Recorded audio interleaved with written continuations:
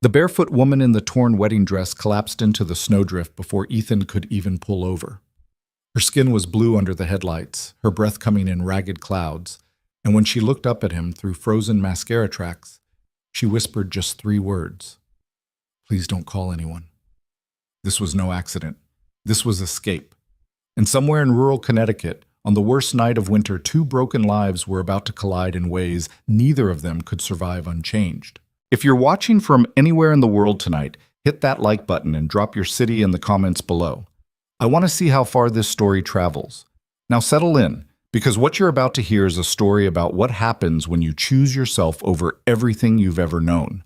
The school hallway smelled like industrial cleaner and disappointment. Ethan Cole sat on the bench outside Mrs. Patterson's office, staring at the scuff marks on his work boots and trying not to check his phone again. He'd already texted his neighbor twice to confirm she could watch Lily for another hour. The overtime charge was going to hurt, but there was no avoiding this meeting. Not when your 8-year-old daughter stops talking in class. Not when the school psychologist uses words like concerning withdrawal and unprocessed trauma. The door opened. Mrs. Patterson stood there with that practiced smile teachers reserve for difficult conversations. The kind that says, I care very much, while their eyes say, this is my 4th meeting today, and I'm exhausted. Mr. Cole, thank you for waiting. Please, come in. Ethan followed her into the cramped office. Lily's drawings covered one wall, bright chaotic bursts of color that had slowly faded to gray over the past 2 years. The most recent ones were almost monochrome. He didn't need a degree in child psychology to understand what that meant. I want to start by saying Lily is a wonderful student, Mrs. Patterson began, settling behind her desk. Bright, creative, thoughtful. But we've noticed some patterns that worry us. Ethan's jaw tightened. She's quiet. She's always been quiet. It's more than that. Mrs. Patterson opened a folder. Though she didn't look at it, she'd probably memorized every word. She doesn't engage with other children during recess. She eats lunch alone. Yesterday, during group reading time, she simply left the circle and sat in the reading corner with her back to everyone. When I asked if she was okay, she didn't respond at all. The words landed like stones in Ethan's chest. He'd seen the same thing at home, Lily drifting through rooms like a ghost, responding to questions with nods instead of words, spending hours in her mother's old craft room just sitting on the floor. I'm doing everything I can, Ethan said quietly. I cook her favorite meals. I read to her every night. I know you are. Mrs. Patterson's voice softened. Mr. Cole, no one's questioning your dedication. Losing a parent is devastating for any child. Losing a mother at 6 years old. She paused. Lily needs professional support. A grief counselor who specializes in childhood trauma. I have some recommendations. I looked into counselors. Ethan cut her off, then immediately regretted his tone. He rubbed his face. Sorry, I looked into them. The good ones don't take our insurance. The ones who do have waiting lists 6 months long. Mrs. Patterson nodded like she'd heard this before. She probably had. There are some community programs. I work construction, 60 hours a week when the weather's good. I can't drive Lily across town twice a week for appointments. The frustration leaked into his voice despite his best efforts. I'm trying, I really am. But I can't split myself into 3 people. The silence that followed felt heavy with all the things neither of them could say. That single parenting was impossible. That grief didn't follow convenient schedules. That loving your child with everything you had sometimes still wasn't enough. Finally, Mrs. Patterson pulled out a pamphlet. This is a support group for families dealing with loss. They meet Saturday mornings at the community center, free childcare included. It's not therapy, but it's something. Ethan took the pamphlet without looking at it. Thank you. Mr. Cole? She waited until he met her eyes. You're not failing her. You're both just struggling, and that's okay. But she needs to know it's okay to struggle out loud. The words followed Ethan out to his truck. The parking lot was nearly empty now, most of the faculty already gone home to their own families. He sat in the driver's seat without starting the engine, staring at the pamphlet in his hands. Grief share, because you don't have to hurt alone. The tagline made something twist in his chest. But he did hurt alone. That was the whole problem. Sarah had been dead for 26 months. Not 2 years. 26 months. Because when you counted it day by day, week by week, the precision somehow made it more bearable, more real. He could still remember the exact weight of her in his arms when he carried her to the car that last morning, her skin already too warm with fever, her breath coming too fast. The doctor said later that the infection had spread so quickly there was nothing anyone could have done. Sepsis didn't negotiate. Ethan started the truck. The heat took forever to kick in. He'd been meaning to get the heater fixed for months. So he drove with his breath fogging in the cab, the defroster barely keeping the windshield clear. The highway was almost empty. Everyone with sense was already home, tucked away from the storm that had been threatening all day. Ethan watched the first flakes start to fall, fat and lazy, catching in his headlights. The weather report that morning had mentioned possible snow, but he hadn't been paying attention. He never paid much attention to anything anymore beyond the immediate demands of survival. Work. Lily. Sleep. Repeat. His phone buzzed. A text from Angela next door. Lily's had dinner, fell asleep on the couch watching cartoons. No rush. No rush. Ethan almost laughed. When was there ever not a rush? But he slowed down anyway, letting the truck coast as the snow started coming harder. The wind picked up, sending flakes sideways across his windshield, and within minutes the lazy snowfall became a full blizzard. Visibility dropped to almost nothing. Ethan hunched forward, trying to see the road through the white chaos, and that's when he saw her. At first he thought it was a deer, something pale and moving wrong, stumbling along the shoulder of the highway. But deer didn't wear white. Deer didn't have long dark hair whipping in the wind. Deer didn't collapse into the snow and lie there, barely visible, as cars that should have stopped just kept driving past. Ethan hit the brakes. The truck fishtailed slightly on the increasingly slick road, but he managed to pull onto the shoulder about 30 feet ahead of wherever she'd fallen. He threw the hazards on and grabbed the emergency flashlight from under the seat. The wind hit him like a physical force when he opened the door. The temperature had dropped at least 20 degrees in the last hour, and the snow was coming down so hard he could barely see his own truck. Ethan pulled his jacket tighter and jogged back along the shoulder, the flashlight beam barely cutting through the white. She was right where he'd seen her fall. A woman lying in the snow wearing what looked like a wedding dress. An expensive one, all lace and silk and completely shredded along the bottom. Her feet were bare and blue. No coat, no shoes. Just the dress and her, curled on her side like she'd simply decided to sleep here. "Hey!" Ethan dropped to his knees beside her, snow immediately soaking through his jeans. "Hey, can you hear me?" She didn't respond. Her lips were nearly purple. Ethan didn't think. He scooped her up. She was lighter than Sarah had been, all sharp angles and not enough weight, and carried her back to the truck. The wind tried to knock them both over. His boots slipped twice on the ice forming beneath the fresh snow. But he made it. Getting her into the passenger seat while she was unconscious and he was alone in a blizzard turned out to be harder than carrying her. Ethan finally just climbed in from the driver's side, pulled her across his lap, and arranged her as gently as possible into the seat. Her skin was ice against his hands. He cranked the heat as high as it would go, pulled off his own jacket and wrapped it around her shoulders.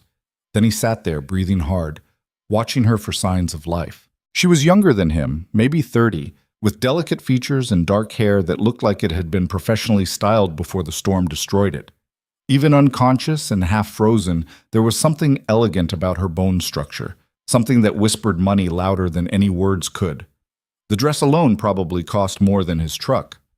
"What the hell were you doing out there?" Ethan muttered. Her eyelids fluttered. A small sound escaped her throat, something between a whimper and a breath, and then her eyes opened. They were gray. Sharp and gray, and completely terrified. She jerked away from him, or tried to. There wasn't anywhere to go in the truck cab. Her hands came up defensively, and Ethan saw her knuckles were scraped raw, bleeding sluggishly. "It's okay," Ethan said quickly, raising his own hands. "You're safe. I'm not. You collapsed on the highway. I pulled over. You were freezing." She stared at him, chest heaving, looking for all the world like a cornered animal deciding whether to fight or flee. Then her eyes focused on the wedding dress she was wearing, and something shifted in her expression. Not relief, something darker. "Where am I?" Her voice was hoarse, like she'd been screaming. "Route 44, about 15 miles outside of Hartford. Do you need a hospital? I can—" "No." The word came out sharp and immediate. "No hospitals. No police. Please." Ethan studied her.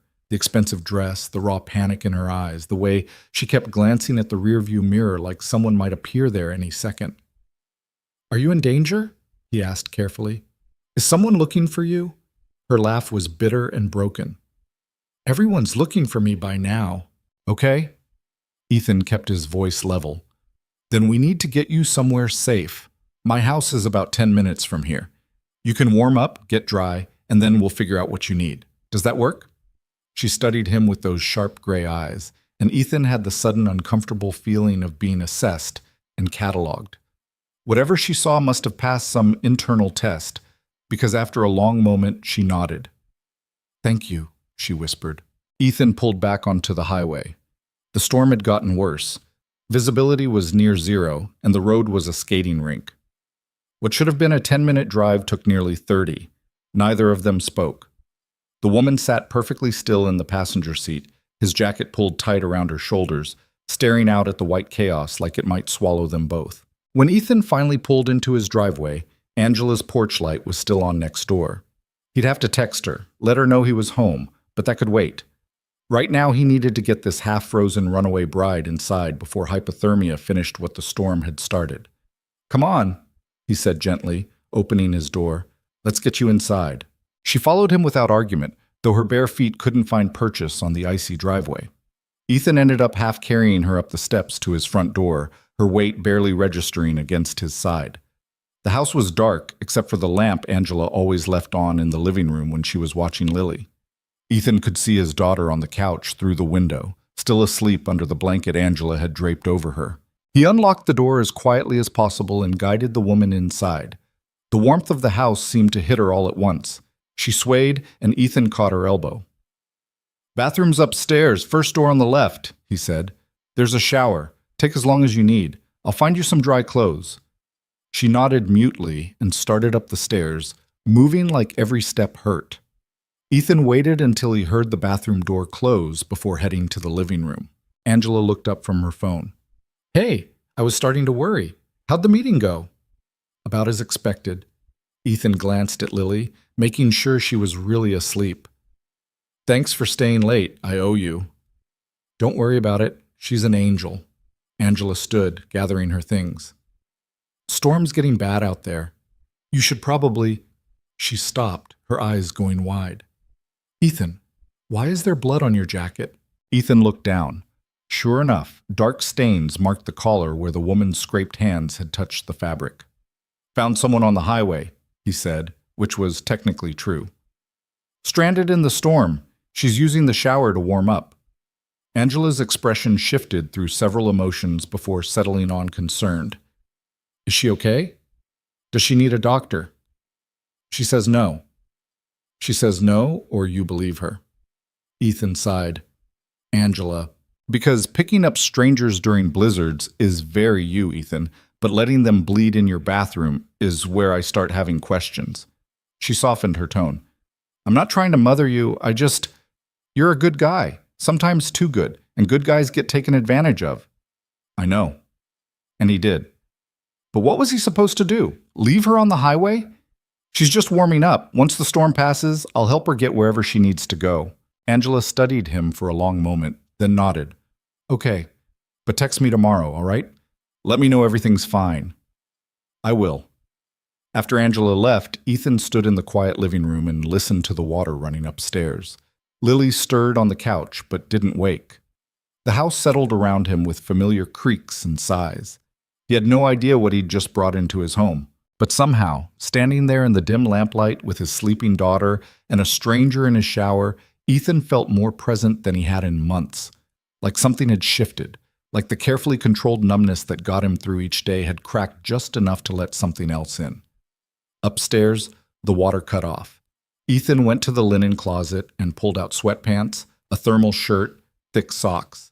He knocked gently on the bathroom door. "I'm leaving clothes out here for you." "Thank you." Her voice was stronger now, but still fragile. He set the clothes on the floor and retreated to the kitchen. His phone showed 3 missed calls from a number he didn't recognize and 1 voicemail. He ignored them. Instead, he started making coffee, the ritual of it soothing in its familiarity. The woman came downstairs 10 minutes later. She towel-dried her hair and pulled it into a messy braid. The sweatpants were too long, pooling around her feet, and the thermal shirt hung loose on her frame. Without the ruined wedding dress, without the storm and the panic, she looked almost ordinary. Almost. Except for her eyes. Those sharp gray eyes that held too much knowledge and too much pain. "Coffee?" Ethan offered. "Please." He poured 2 mugs and gestured to the kitchen table. They sat across from each other, the scarred wood between them, steam rising from their cups. "I'm Ethan," he said finally. She wrapped both hands around her mug. "Vivian. Vivian, do you want to tell me what happened tonight?" She laughed, the sound hollow. "Would you believe me if I said I had no idea where to start?" "Try anyway." So she did. The story came out in pieces, disjointed and raw. A wedding at an estate in Greenwich. Her wedding, to a man named Damien Wolfe, a tech billionaire worth more than Ethan could comprehend. A marriage arranged more for business than love, though Vivian said she'd been trying to convince herself that was enough. That security and status could substitute for passion. That she could learn to love someone who treated her like a beautiful acquisition instead of a person. "I made it all the way to the ceremony," she said, staring into her coffee. "All the way down the aisle. I stood there in front of 300 people, and the officiant asked if anyone objected, and I realized," her voice cracked, "I realized I objected. I was the objection, so I just left." In the middle of the ceremony, right before the vows, I didn't say anything. I just turned around and walked out, kept walking until I was past the gates, and then I ran. She looked up at him. "I didn't have a plan. I didn't have anything. I just knew I couldn't say I do and mean it. So I got on the highway and started walking, and then the storm hit, and you ended up here." "And I ended up here," she echoed. They sat in silence for a moment. From the living room came the sound of Lily shifting on the couch, a small sleepy murmur, then quiet again. "That's my daughter," Ethan said. "Lily, she's 8. Vivian's expression softened. "Just the 2 of you?" "Yeah, her mother passed away 2 years ago." "I'm sorry." Ethan shrugged, the gesture automatic. "We're managing." But Vivian's eyes stayed on him, reading all the things he didn't say. "Managing is exhausting, isn't it?" The accuracy of it punched the air from his lungs. He'd spent 26 months pretending he was fine, that he had everything under control, that he wasn't drowning in the simple act of existing. And this stranger, this runaway bride who'd collapsed in a snowstorm, saw through all of it in 5 words. "Yeah," he admitted, "it really is." Vivian's phone, which Ethan hadn't even realized she had, buzzed on the table. She glanced at it and immediately turned it face down. 37 missed calls, 62 text messages. "They're looking for me." "Your fiancé?" "Everyone. Damien, my parents, the wedding planner, probably the FBI by now, knowing my father." She laughed bitterly. "The Sterling family doesn't do scandal well." Sterling. Ethan recognized the name.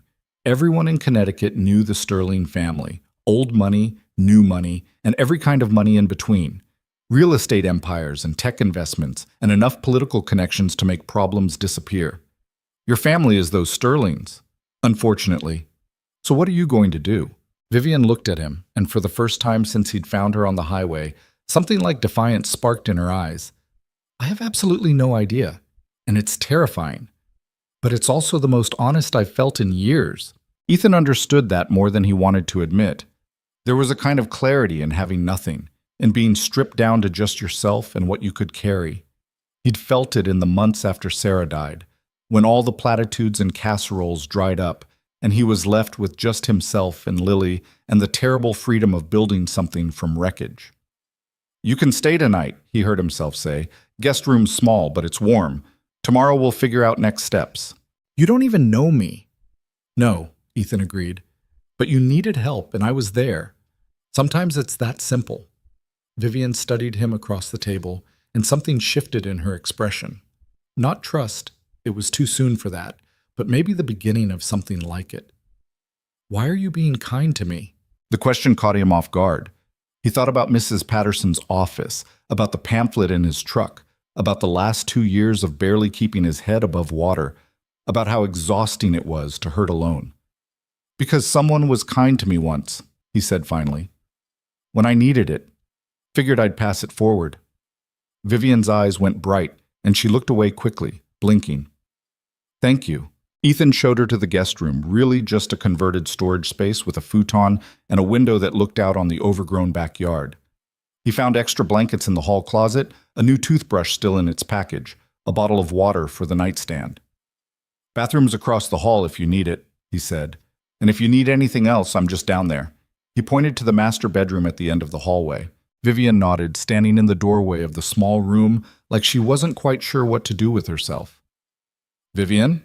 Ethan paused in the hallway. You made the right choice tonight, walking away. That took courage. Her smile was sad and small. Or stupidity. I haven't decided which yet. Maybe both. Most brave things are. After she closed the door, Ethan stood in the hallway for a moment, listening to the house settle. The storm continued to rage outside, wind rattling the windows, snow piling against the foundation. But inside, everything was warm and quiet. He checked on Lily, still asleep, still peaceful, and carefully carried her upstairs to her own bed. She mumbled something about purple flowers, but didn't wake. Ethan tucked the blanket around her shoulders and kissed her forehead. In his own room, he lay in the dark and listened to the storm. Sleep wouldn't come. His mind kept circling back to the woman down the hall, to the desperation in her voice when she'd said, I objected, to the way she'd looked at him when he'd offered her kindness like it was something rare and precious. Ethan's phone buzzed. Another text from Angela. Everything okay over there? He typed back. All good. Storm's bad. Everyone's safe. What he didn't text. I think I just did something that's going to change everything. Because he could feel it, the way you feel a shift in the weather before the barometer confirms it. Something had changed tonight. Some path had forked, and he'd chosen a direction without fully understanding where it led. He fell asleep to the sound of wind and possibility. Lily woke him at 6:30, standing beside his bed with her stuffed rabbit and a confused expression. Daddy, there's a strange lady in our house. Ethan sat up, heart racing before remembering. It's okay, baby. That's Vivian. She needed help last night. She's just staying with us until the storm passes. Oh. Lily processed this with the seriousness she applied to everything. Is she nice? I think so. Okay. And just like that, the crisis was averted. Lily climbed onto the bed and snuggled against his side. It's Saturday. Can we make pancakes? Absolutely. They went downstairs together. The house was still quiet, Vivian's door still closed. Ethan set Lily up with cartoons in the living room and started pulling ingredients from the cupboard. Flour, eggs, milk, the chocolate chips Lily loved. The familiar rhythm of it settled something in his chest. He was halfway through mixing the batter when Vivian appeared in the kitchen doorway. She looked better than she had last night, rested, less like she might shatter, but there was still fragility in the way she held herself, like she was waiting for something to break. Morning, Ethan said. Coffee's fresh. Hope you like pancakes. Vivian stopped, staring at him. You're making breakfast? Yeah, Saturday tradition. Why? I thought... She trailed off, then tried again. You're being very kind to someone who showed up on your doorstep in the middle of a storm. Showing up doesn't make you less deserving of pancakes. Ethan poured batter onto the griddle. Have a seat. You take coffee black or with cream? Cream, if it's not too much trouble. It's literally just pouring cream into coffee, Vivian. I think I can handle it. A small smile flickered across her face. She sat at the kitchen table, the same chair she'd occupied last night, and accepted the mug he handed her. Thank you. From the living room came the sound of cartoons and Lily's soft giggle, the first genuine laugh Ethan had heard from her in weeks. Something about it made Vivian's expression soften. She sounds happy, Vivian said quietly. She's been struggling lately. Her school thinks she needs counseling. Ethan flipped the pancakes, watching them bubble and brown. I'm doing my best, but I don't know if my best is good enough. The fact that you're worried about it probably means it is. Ethan glanced at her. How do you figure? Bad parents don't question themselves. They just assume they're right, and everyone else is wrong. Vivian wrapped her hands around her mug. Trust me, I grew up with two of them. Before Ethan could respond, Lily appeared in the kitchen doorway, her rabbit dangling from one hand. She looked at Vivian with open curiosity. Are you the strange lady? Lily, Ethan warned gently, but Vivian laughed, the first real laugh Ethan had heard from her. I suppose I am. Is that okay? Lily considered this. You're wearing Daddy's clothes. I am. Mine got ruined in the storm.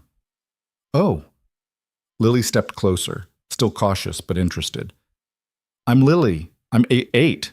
What's your name? Vivian. It's nice to meet you, Lily. Do you like chocolate chip pancakes? I don't know. I've never had them. This revelation clearly shocked Lily to her core. She turned to Ethan with wide eyes. Daddy, she's never had chocolate chip pancakes. That's so sad. Then it's a good thing we're making some this morning, Ethan said, hiding his smile. Lily climbed into her usual chair and patted the seat next to her. You can sit here, Vivian. Then you can have the first one when it's ready. That's very generous of you. I know. Lily swung her feet under the table. Daddy says sharing is important even when you don't want to. Do you have a daddy? Lily, Ethan said again, more firmly this time. Maybe Vivian doesn't want to answer 100 questions before breakfast. But Vivian's expression had gone soft again, watching Lily with something like wonder. It's okay. Yes, I have a father, but we don't talk very much. Why not? Because sometimes people hurt each other, even when they love each other. And when that happens, it's hard to know how to fix it. Lily absorbed this with the seriousness she gave to everything. Daddy says loving people is hard work. Is that what you mean? Yeah, Vivian said quietly. That's exactly what I mean. They ate pancakes at the kitchen table, Lily chattering about her favorite cartoon, Ethan asking questions to keep her talking, Vivian sitting quietly and listening with an expression that suggested she'd never experienced anything quite like this before. Which, given what Ethan knew about her background, was probably true. After breakfast, Lily dragged Vivian to the living room to show her the drawing she'd been working on. Something involving a princess and a dragon, and what might have been a spaceship, though Lily's artistic skills were still developing. Ethan cleaned up the kitchen and watched them through the doorway. Lily was explaining her drawing in intense detail, gesturing wildly, and Vivian was nodding like this was the most important art critique she'd ever participated in. His phone buzzed, a text from Angela. Storm's supposed to clear by this afternoon. You surviving over there? Ethan typed back. Better than expected. Which was true. He'd expected awkwardness, tension, the uncomfortable feeling of having a stranger in his space. Instead, there was something almost natural about having Vivian here. Like she fit into the empty spaces he hadn't realized existed. It scared him a little. By midday, the storm had stopped. The world outside was buried under nearly 2 feet of snow, everything transformed and quiet. Lily pressed her face against the living room window, marveling at how the backyard had disappeared under white. Can we build a snowman? She asked. Maybe tomorrow when it's not so cold, Ethan said. Today we stay inside and stay warm. Lily accepted this with minimal complaint and went back to her cartoons. Vivian had migrated to the window, staring out at the snow-covered yard with an unreadable expression. You okay? Ethan asked quietly. I should call them, she said. My parents. Let them know I'm alive. They're probably terrified. Probably. But the second I do, they'll send someone to get me, take me back home, back to... She trailed off. Back to the life I ran from. So don't call them yet. Vivian looked at him. I can't hide forever. No. But you can hide for today. Figure out what you actually want before everyone else starts telling you what you should want. Ethan leaned against the wall beside her. Take the time you need. The world will wait. Will it? It'll have to. Vivian turned back to the window. Outside, a cardinal landed on the snow-covered fence, a bright splash of red against the white. They both watched it in silence. My mother planned my wedding, Vivian said eventually. Every detail, the flowers, the cake, the seating arrangements. I wasn't even consulted on most of it. She said I wouldn't understand the politics involved, that it was better if she handled everything. And I let her. Because that's what I've always done. Let other people make decisions for me, and then wondered why I felt like a stranger in my own life. What would you have chosen? Ethan asked. If it had been up to you. Vivian laughed softly. Something small, maybe outdoors, Wildflowers instead of roses. People I actually cared about instead of business connections and social obligations. She paused. Someone I actually loved instead of someone who checked all the right boxes. The cardinal flew away. The fence stood empty again. It's not too late, Ethan said, to choose differently. Isn't it? I don't know, but I think you owe it to yourself to find out. Vivian's phone buzzed. It had been buzzing intermittently all morning, a constant vibration of missed calls and messages. She pulled it out, glanced at the screen, and turned it off entirely. Tomorrow, she said. I'll deal with it all tomorrow. The rest of the day passed in quiet domesticity. Lily taught Vivian how to play Go Fish, and Vivian taught Lily a complicated hand-clapping game she remembered from childhood. Ethan made grilled cheese sandwiches for lunch and soup for dinner. They watched a movie together, the three of them crowded on the couch with blankets and leftover popcorn from Ethan's last grocery run. It felt normal, more normal than anything had felt in the 2 years since Sarah died. After Lily went to bed, Ethan and Vivian sat at the kitchen table again, mugs of tea between them, the house quiet around them. I should leave tomorrow, Vivian said. I've imposed long enough.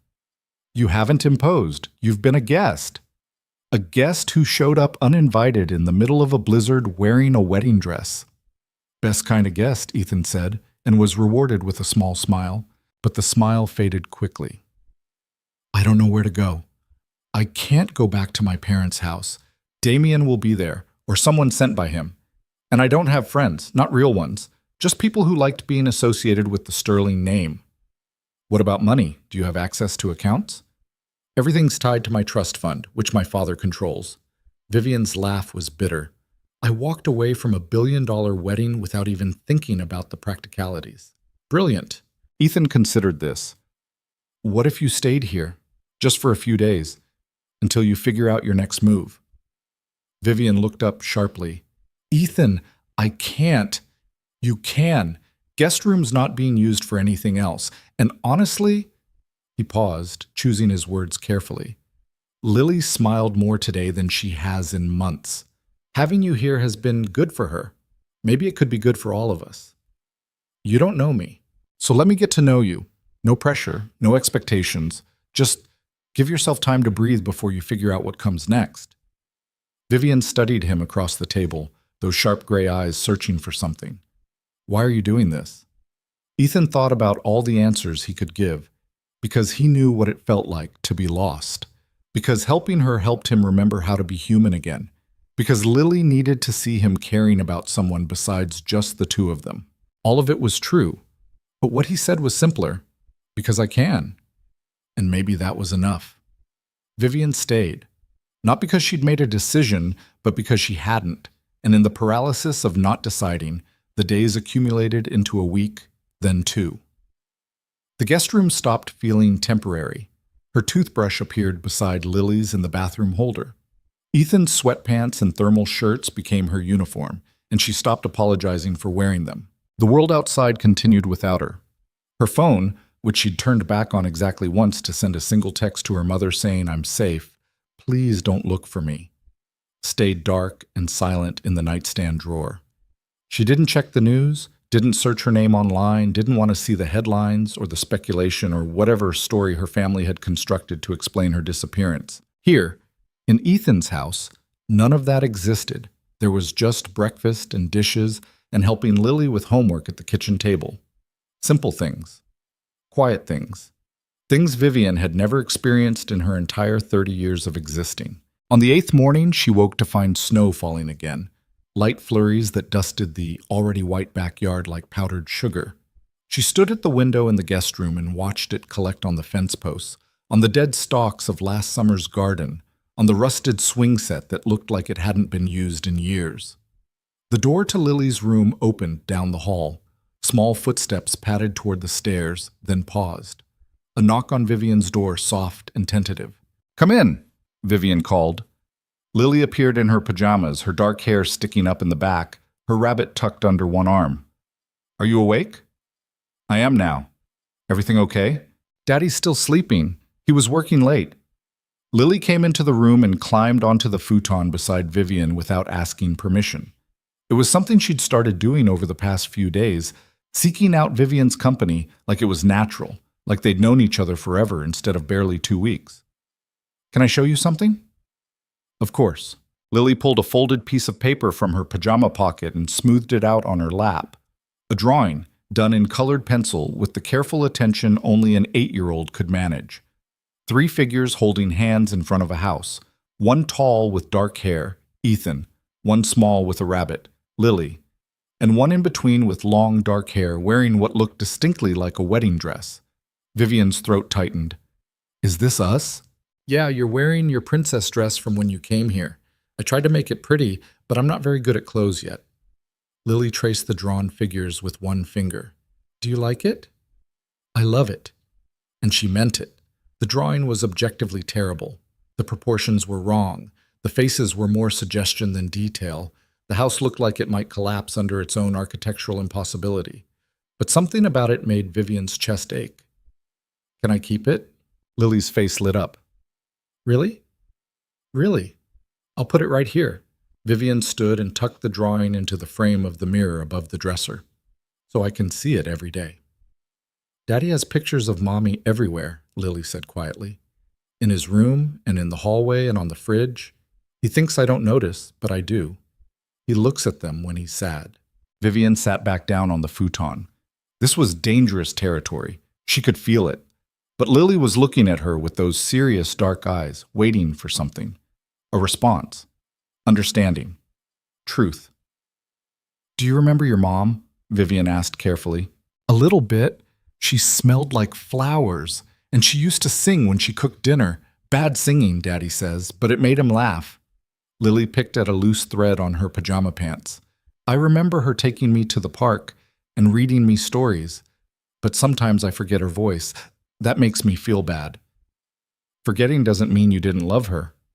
Daddy says that too, but I still feel bad. Lily looked up. Do you think she's mad at me? For forgetting? The question broke something in Vivian's chest. She pulled Lily close, tucking the small body against her side. No, sweetheart. I think she understands that remembering is hard, and I think she'd be proud of how brave you are. They sat like that for a while, watching the snow fall outside the window. Eventually, Lily's breathing evened out, and Vivian realized she'd fallen back asleep, curled against Vivian's ribs like a cat seeking warmth. Ethan found them like that 20 minutes later. He appeared in the doorway, hair rumpled from sleep, wearing the same flannel pants he'd been wearing every morning. His expression when he saw them together did something complicated, softened and tightened all at once. She snuck in here again? He asked quietly. She wanted to show me a drawing. Then we were talking, and she just... Vivian gestured at the sleeping child. I didn't want to wake her. Ethan crossed the room and carefully scooped Lily into his arms.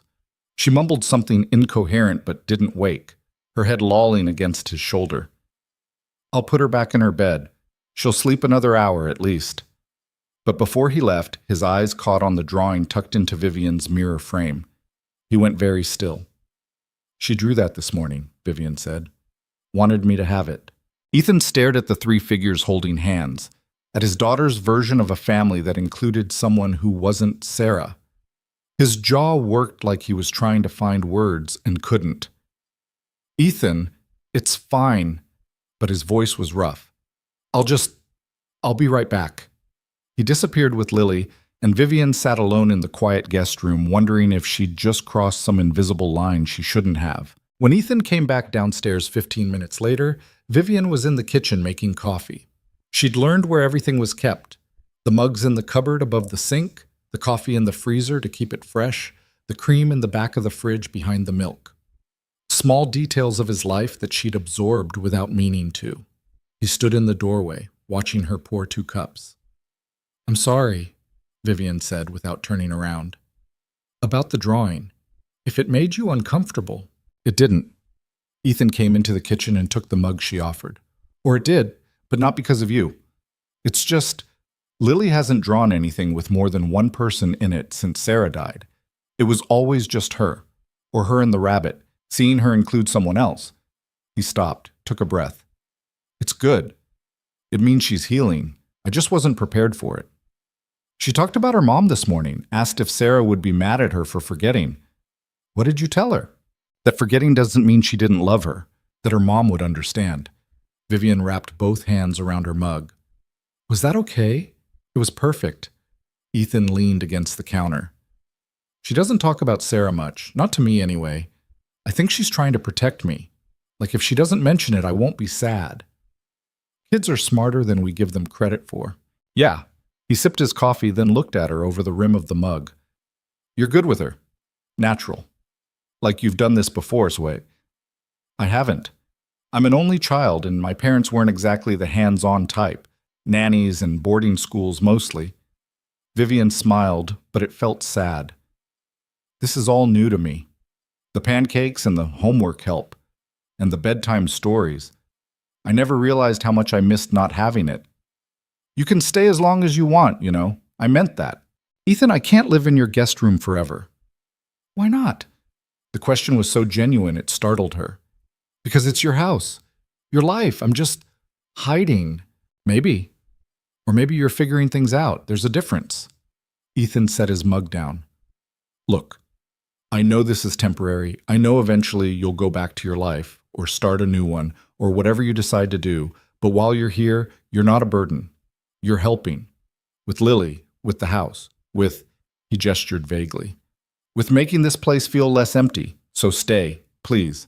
Vivian wanted to argue, wanted to explain all the reasons this was a terrible idea, that she was running from her problems instead of facing them, that she was using him and his daughter as an escape from her own cowardice, that eventually someone would find her and drag her back, and he'd be left dealing with the aftermath. But what came out was, okay. Relief flickered across his face. Okay. But I need to contribute. I can't just sit around being useless. You're not useless. I don't even pay rent. You also don't have access to your money, so I'm not sure how you'd manage that. Vivian had been thinking about this. I could get a job. Ethan laughed. Vivian, you walked away from $1 billion life. You really want to work minimum wage at the grocery store? Why not? People do it every day. Because you've never worked a day in your life. It stung because it was true. Vivian had never needed to work. Her trust fund had handled everything: tuition, apartments, the black Amex card that appeared in the mail when she turned 18. She'd volunteered at charity galas and sat on nonprofit boards because that's what wealthy daughters did. But actual work? The kind where you traded hours for dollars and went home exhausted? Never. Then I'll learn, she said. I'm not completely incompetent. Ethan studied her for a long moment. You really want this? A normal job, normal life, all of it? I want to know what it feels like. To earn something instead of inheriting it. She met his eyes. To build something that's actually mine. Okay. Ethan pulled out his phone. I know someone who works at a nonprofit downtown. Youth center, after-school programs, that kind of thing. They're always looking for help. It doesn't pay much, but it's something. You do that for me. I'd make a phone call. You'd have to do the rest yourself. 2 days later, Vivian found herself sitting across a desk from a woman named Maria Chen, the director of Hartford Hope Center. The office was cramped and cluttered with donation boxes and file folders, the kind of organized chaos that suggested too much work and not enough staff. Maria was maybe 50, with gray streaking her black hair and laugh lines around her eyes. She looked at Vivian's borrowed clothes, Ethan's thermal shirt under Angela's donated jacket, and didn't ask questions about the obvious disconnect between Vivian's polished diction and her thrift store appearance. Ethan says you're looking for work, Maria said. Any experience with youth programs? None whatsoever. Vivian figured honesty was better than pretending. I've done volunteer work with nonprofits, but it was mostly writing checks and attending fundraisers. I've never actually worked. Why start now? It was the same question Ethan had asked, but coming from Maria, it felt different, more pointed, like the answer actually mattered. Because I want to know who I am when I'm not defined by my family's money, Vivian said. And because I think I'd be good at this. I don't know why. I just feel it. Maria leaned back in her chair. We need someone to help with our after-school program. Homework help, activity coordination, making sure nobody sets anything on fire. It's chaos most days. The pay is terrible. The hours are weird. And the kids will test you every single day to see if you're actually going to stick around or bail like most volunteers do after a week. She paused. Still interested? When do I start? A smile cracked Maria's serious expression. Tomorrow. 3 to 7, Monday through Friday. 15 an hour. $15 an hour. Vivian did the math. $60 a day, $300 a week before taxes. She'd spent more than that on coffee in her previous life.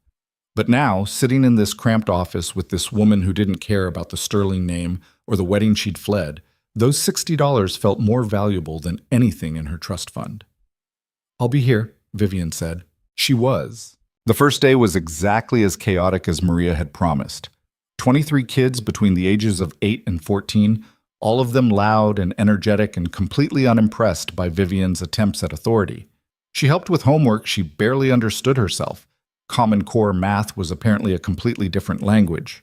Mediated arguments over the game console. And discovered that her years of boarding school French were completely useless when a kid asked for help with basic Spanish conjugation. By 7 o'clock, Vivian was exhausted in a way she'd never experienced. Not the fashionable exhaustion of a long charity gala or the mental fatigue of family politics. This was bone-deep tiredness, the kind that came from actually doing something that mattered. Ethan picked her up. She still didn't have a car or a license that wasn't in a drawer at her parents' estate, and found her sitting on the curb outside the center, her head in her hands. That bad? He asked, pulling up beside her. Vivian looked up and started laughing. That was the hardest thing I've ever done, and I loved every second of it. She climbed into the truck, and Ethan handed her a bottle of water from the cup holder. Maria texted me, said you did great for a first day. I helped exactly 0 people with math and accidentally started a debate about whether dinosaurs could beat dragons in a fight. Sounds productive. One of the kids, Marcus, 13, complete skeptic about everything, asked me why I was really there. Said rich people don't work at places like this unless they're doing it for college applications or Instagram clout. Vivian took a drink of water. I told him I wasn't in college and didn't have Instagram anymore. He asked what I did have, and I realized the answer was nothing. Absolutely nothing, except the chance to figure out who I actually am. What did he say to that? He said that was the realest thing any adult had ever told him. Then he asked if I could help him with his English essay about perseverance. Vivian smiled. I think I made a friend. Good. You could use some. They drove in comfortable silence. The city gave way to suburbs, then to the rural roads that led to Ethan's house. Snow still blanketed everything, but the roads were clear now, packed down by days of traffic. How was Lily? Vivian asked. Good. Angela watched her after school. They made cookies, terrible ones, according to Angela, but Lily was proud of them. She saved you 3. Ethan glanced at her. She's getting attached to you. You know that, right? I know. I just want to make sure you're prepared for what happens when you leave, because kids don't understand temporary the way adults do. To her, you're becoming part of the family. Vivian looked out the window at the passing trees. What if I don't want it to be temporary? Ethan's hands tightened on the steering wheel. Vivian, I'm not saying I'm staying forever. I don't know what I'm saying, but being here with you and Lily working at the center, it's the first time in my life I felt like a real person instead of a decorative object. I'm not ready to give that up yet. Your family's going to come looking eventually. You know that. Let them look. But even as she said it, Vivian felt the familiar curl of anxiety in her stomach. Because Ethan was right. Her absence couldn't last forever. Someone would find her, and when they did, they'd drag her back to the life she'd fled, kicking and screaming if necessary. The Sterling family didn't accept affection. That night, after dinner and burnt cookies and helping Lily build an elaborate fort out of couch cushions, Vivian lay in the guest room and turned on her phone for the first time in 2 weeks. The messages were overwhelming. Hundreds of texts from numbers she recognized and dozens she didn't. Voicemails from her mother, her father, Damien, the wedding planner, family friends expressing concern that sounded more like judgment. Email after email about the scandal, the embarrassment, the questions everyone was asking. But it was the news article that made her stomach drop. Sterling heiress missing after wedding day disappearance. Family offers reward for information. There was a photo, one from the engagement announcement, Vivian standing beside Damien in formal wear, smiling that practiced smile she'd learned at 14. The article speculated about everything from cold feet to a secret affair to possible foul play. Her mother had given a statement calling it a mental health crisis and begging for privacy. Her father had offered $50,000 to anyone with information about her whereabouts. Vivian's hands shook as she read it. They'd made her into a victim, a confused girl who didn't know her own mind, someone who needed to be rescued from herself. The irony was almost funny. She'd spent 30 years being exactly what they wanted, obedient, presentable, perfectly controlled. And the moment she'd made one decision for herself, they'd decided she was mentally incompetent. A knock on the door. Ethan's voice, soft through the wood. "You okay in there?" Vivian quickly turned off the phone and shoved it under her pillow. "Fine, just getting ready for bed." "Can I come in?" She opened the door. Ethan stood in the hallway in his usual flannel pants and a faded t-shirt, holding 2 mugs. "Made tea. Thought you might want some." They sat on the futon together, shoulders touching, steam rising from their mugs. Outside, the wind picked up, rattling the window in its frame. "I turned on my phone," Vivian admitted. "There's a news article. My family's offering a reward for information about me." "How much?" $50,000. Ethan let out a low whistle. "That's a lot of money." "Yeah." Vivian sipped her tea. It was too hot, burned her tongue, but she didn't care. "Someone's going to recognize me eventually, at the center or at the grocery store or just walking down the street, and they'll call the number, collect the reward, and my father will send people to bring me home." "Do you want to go home?" "No, but wanting something and being able to keep it are different things." Ethan was quiet for a moment. Then, "My wife used to say that courage isn't about not being afraid. It's about being terrified and doing the thing anyway. She said it when she was sick near the end, said she was scared of dying, but more scared of not really living before she did." His voice went rough. "I think about that a lot, about how she kept choosing to live fully, even when she knew time was running out." Vivian turned to look at him. His profile in the dim lamplight looked carved from something solid and sad. "You loved her a lot." "I did. I still do. That doesn't just stop." He met her eyes. "But I'm also learning that loving someone who's gone doesn't mean you can't care about people who are here. That's taken me 2 years to understand." The weight of what he wasn't saying pressed into the small space between them. Vivian felt it, the shift, the possibility, the dangerous territory they were approaching. "I should let you sleep," Ethan said, standing abruptly. "Big day tomorrow. Lily wants to show you the backyard. She has plans." "Plans?" "Something about a garden. She found Sarah's old gardening books in the garage. I think she wants to start planting things." He paused in the doorway. "Fair warning, my daughter's ambitions usually exceed her abilities. And mine." After he left, Vivian lay in the dark and thought about gardens. About things that grew from nothing with enough care and attention. About putting down roots in soil that might not hold. About choosing to bloom anyway. The next morning, Lily dragged Vivian outside before breakfast. The backyard was a disaster. Dead stalks from last year's garden poking through the snow. The fence listing at odd angles. The old swing set rusted into stillness. But Lily looked at it like she saw something else entirely. "Mommy used to grow flowers here," Lily said, pointing at the overgrown beds along the fence. "Roses and tulips, and lots of purple ones I don't remember the name of. Daddy says they were her favorite, but after she died, everything died too. He stopped watering them." Vivian knelt in the snow beside one of the beds. Underneath the dead stalks, she could see the faint green of something trying to grow. Spring bulbs, maybe, forcing their way up despite the cold. "They're not all dead," Vivian said softly. "Look, some of them are coming back." Lily crouched beside her, eyes wide. "Really?" "Really. They're just sleeping, waiting for the right time. Can we wake them up?" "We can try."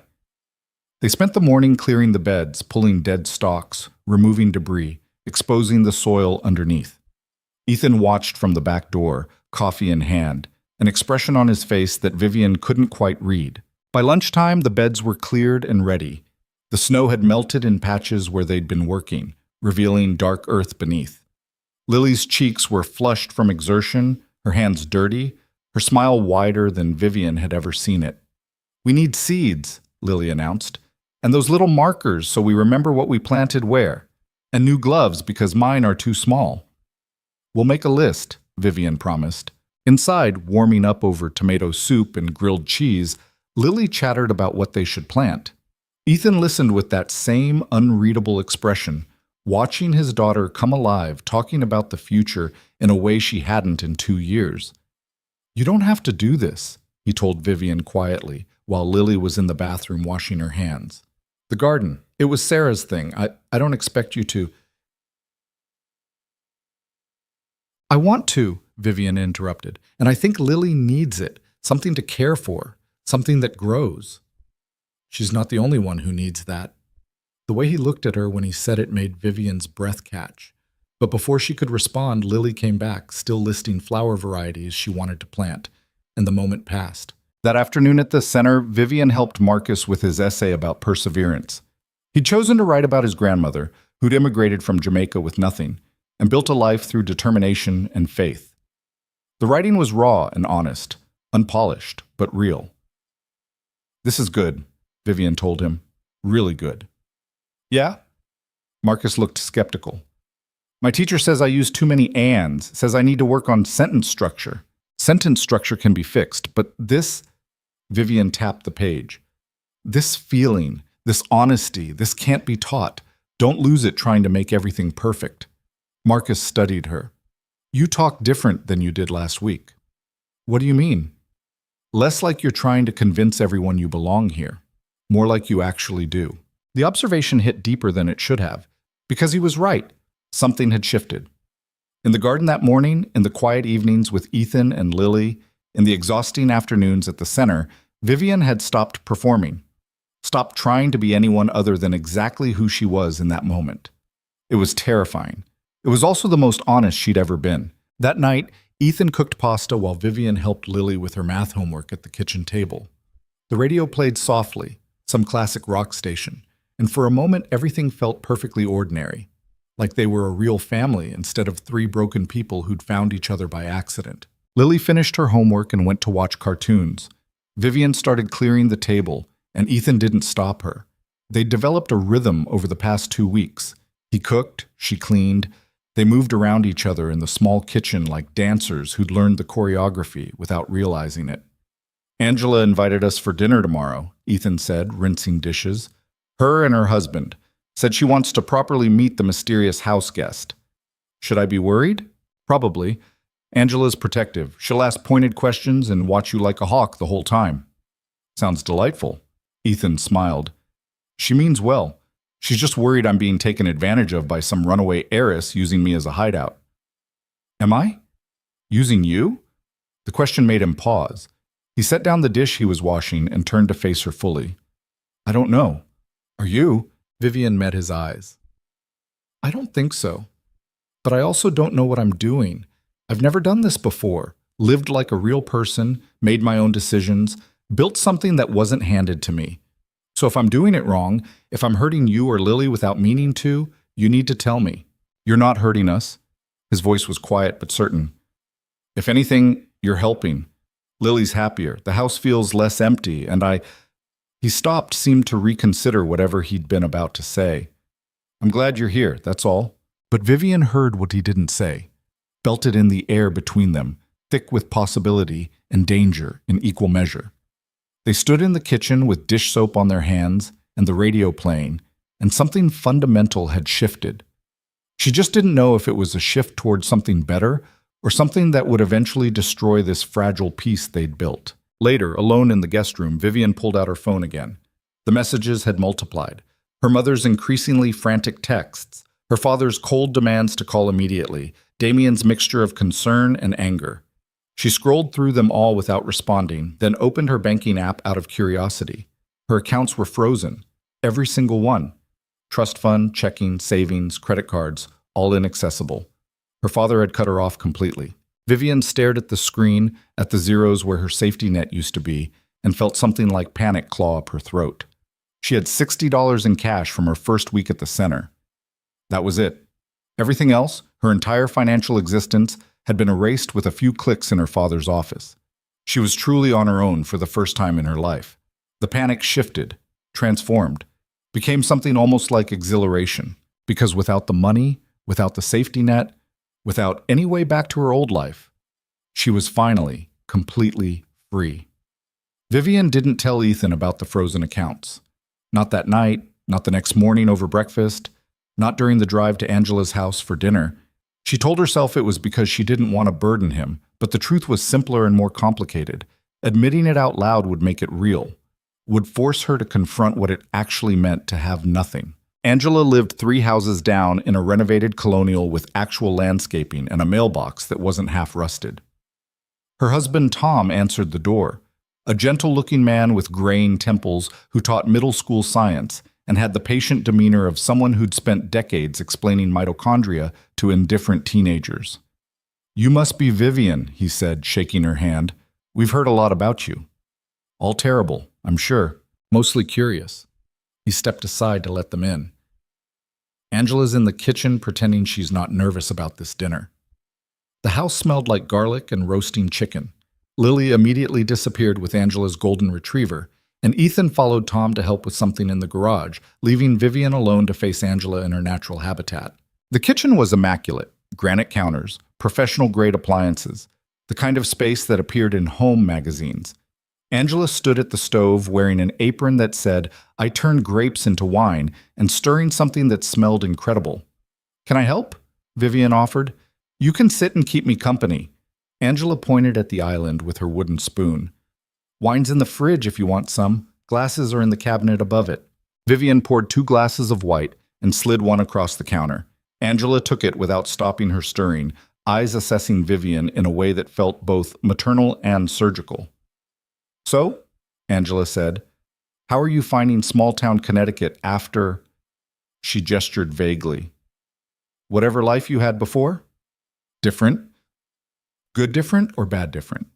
"I'm still deciding." Angela smiled, but it was sharp. "Ethan's a good man, one of the best I know. After Sarah died, he could have fallen apart completely, and no one would have blamed him. But he didn't. He kept going for Lily, worked himself half to death, stopped sleeping, stopped taking care of himself, but he kept her world stable. You know what I'm saying? That he's been through enough, and I shouldn't make it worse. That he deserves honesty. Whatever you're running from, whatever brought you here, he deserves to know what he's getting into." Angela's expression softened slightly. "I'm not saying leave. I'm saying be straight with him. He's already buried one person he loved. He doesn't need to get attached to someone else who's going to disappear." The words landed like stones. Vivian took a long drink of wine and tried to figure out how to respond to a warning that was completely fair and completely terrifying. "I'm not trying to hurt him," Vivian said quietly. "Or Lily. I know I'm temporary.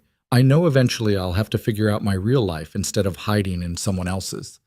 But right now, this is the only honest thing I've ever done, and walking away from it feels like giving up the only piece of myself I've managed to find." Angela studied her for a long moment, then nodded.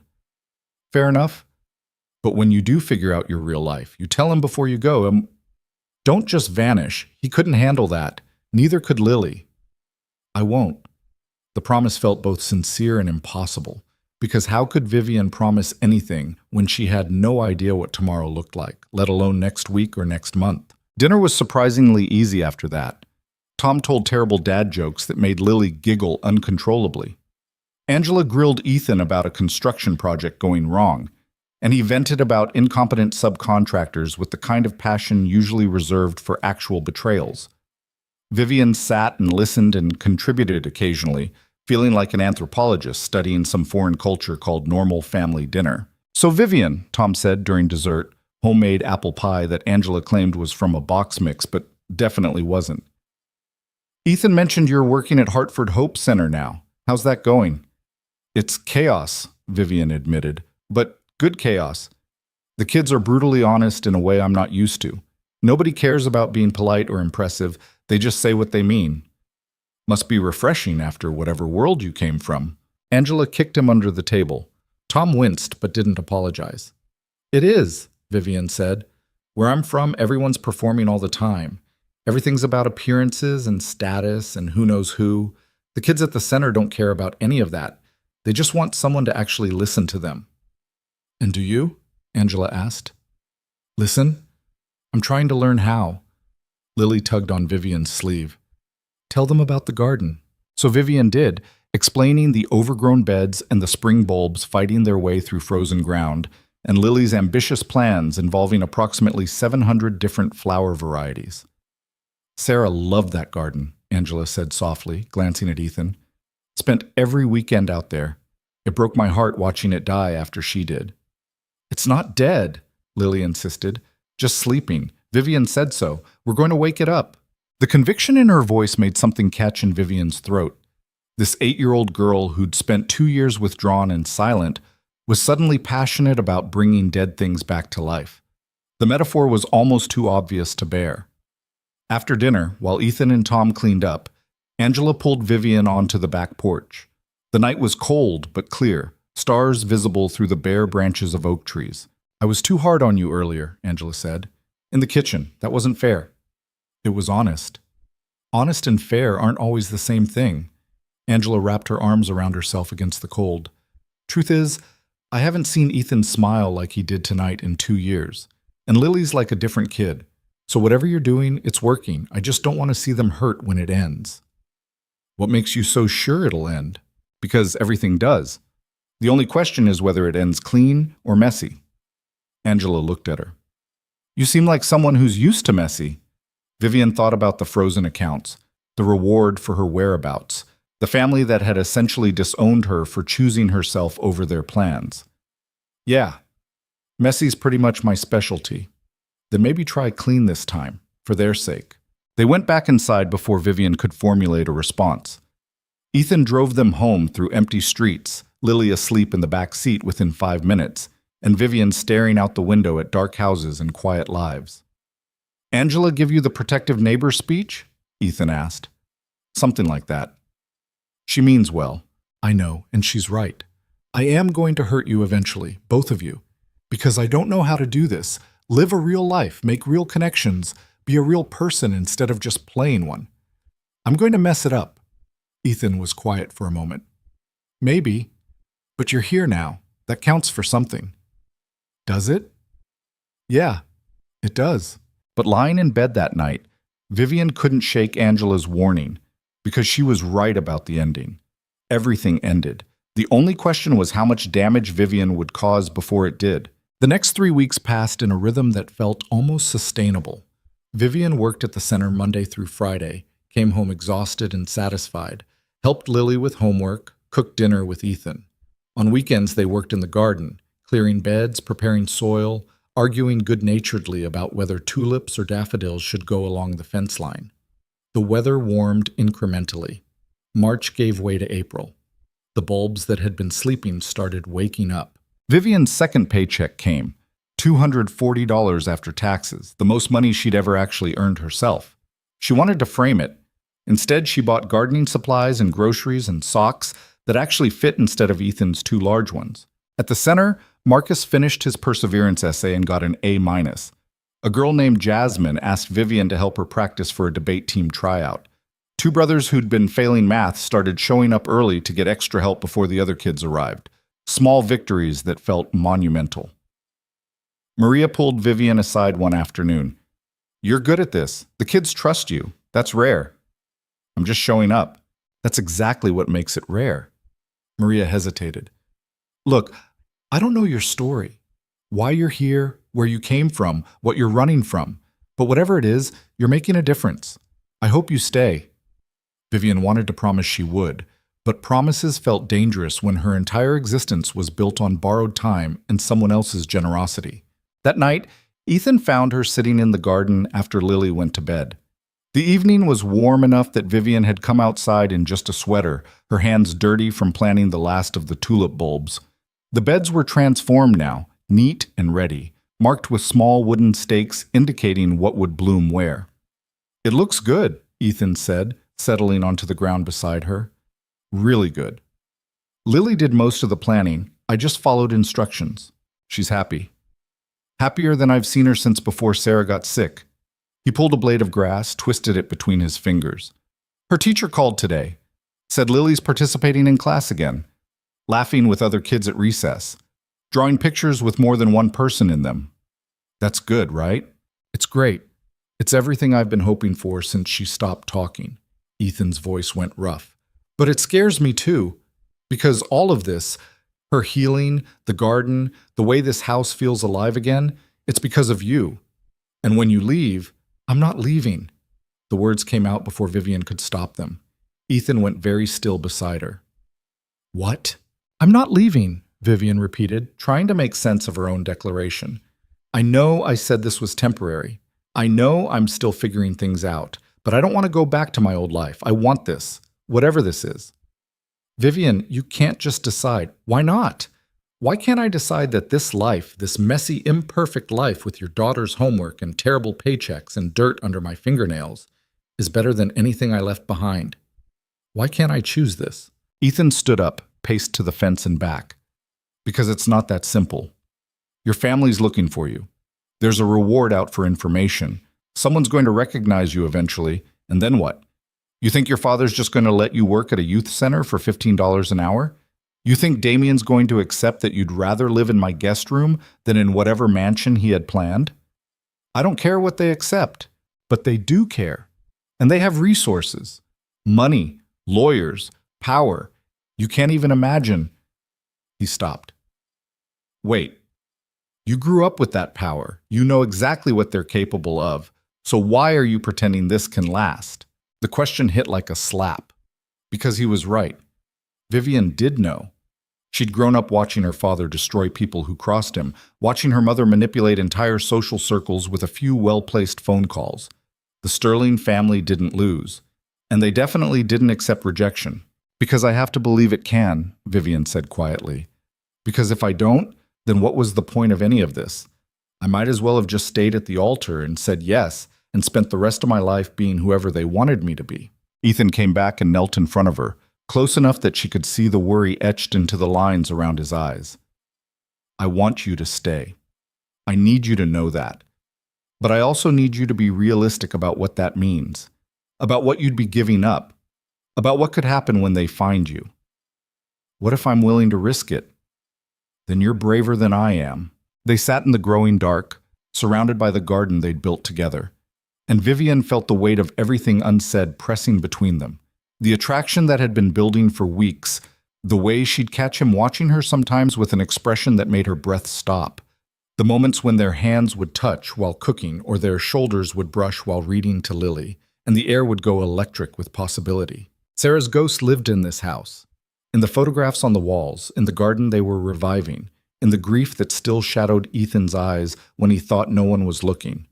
And Vivian had no idea how to navigate that, whether she was supposed to ignore it or acknowledge it or somehow compete with a memory.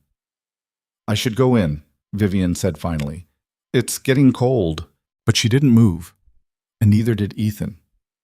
They stayed there in the dark garden, close enough to touch but not touching, until finally the porch light flickered on and they both startled. Angela stood at the fence line, her expression carefully neutral. Sorry to interrupt. Tom locked himself out again. Can I borrow your spare key to the back gate? Yeah, of course. Ethan stood, brushed dirt from his jeans. It's in the garage. I'll grab it. He disappeared inside, leaving Vivian alone with Angela's knowing look. That looked intense, Angela said. We were just talking. Right, talking. Angela's smile was gentle. For what it's worth, I think you're good for him. Both of them. I was wrong to warn you off. You weren't wrong. Everything you said was true. Maybe, but sometimes the true thing and the right thing aren't the same. Angela accepted the key from Ethan when he returned, then paused. Life's short. Sarah taught me that.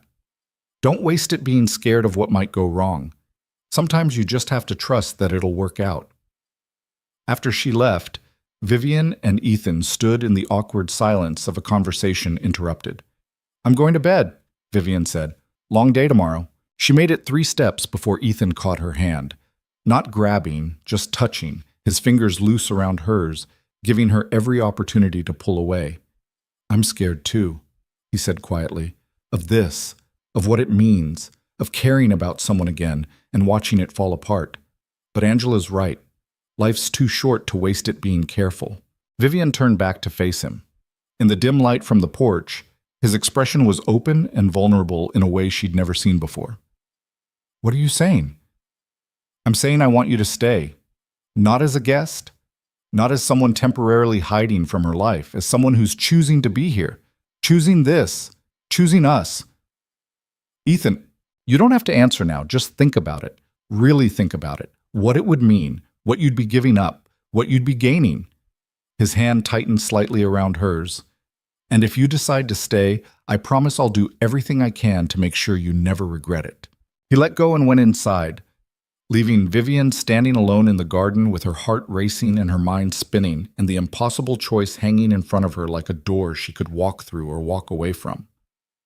She stayed outside for another hour, sitting on the cold ground, watching stars appear one by one through the bare branches overhead. Her phone was in her pocket.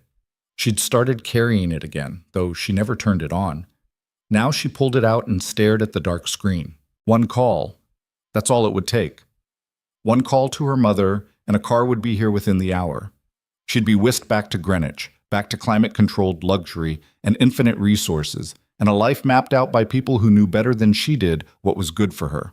Or she could delete her mother's number, block everyone who'd ever been part of that life, commit fully to this new existence built on minimum wage and secondhand clothes and a family that wasn't hers by blood, but felt more real than anything she'd ever known. Vivian turned the phone on. 317 new messages, 42 voicemails, headlines from news sites about the search for the missing Sterling heiress. A message from Damien that simply said, "When I find you, and I will find you, we're going to have a serious conversation about this embarrassing little episode." The casual certainty of it made her hands shake. Not if he found her. When? Because to Damien, to her father, to everyone in that world, her choices didn't actually matter.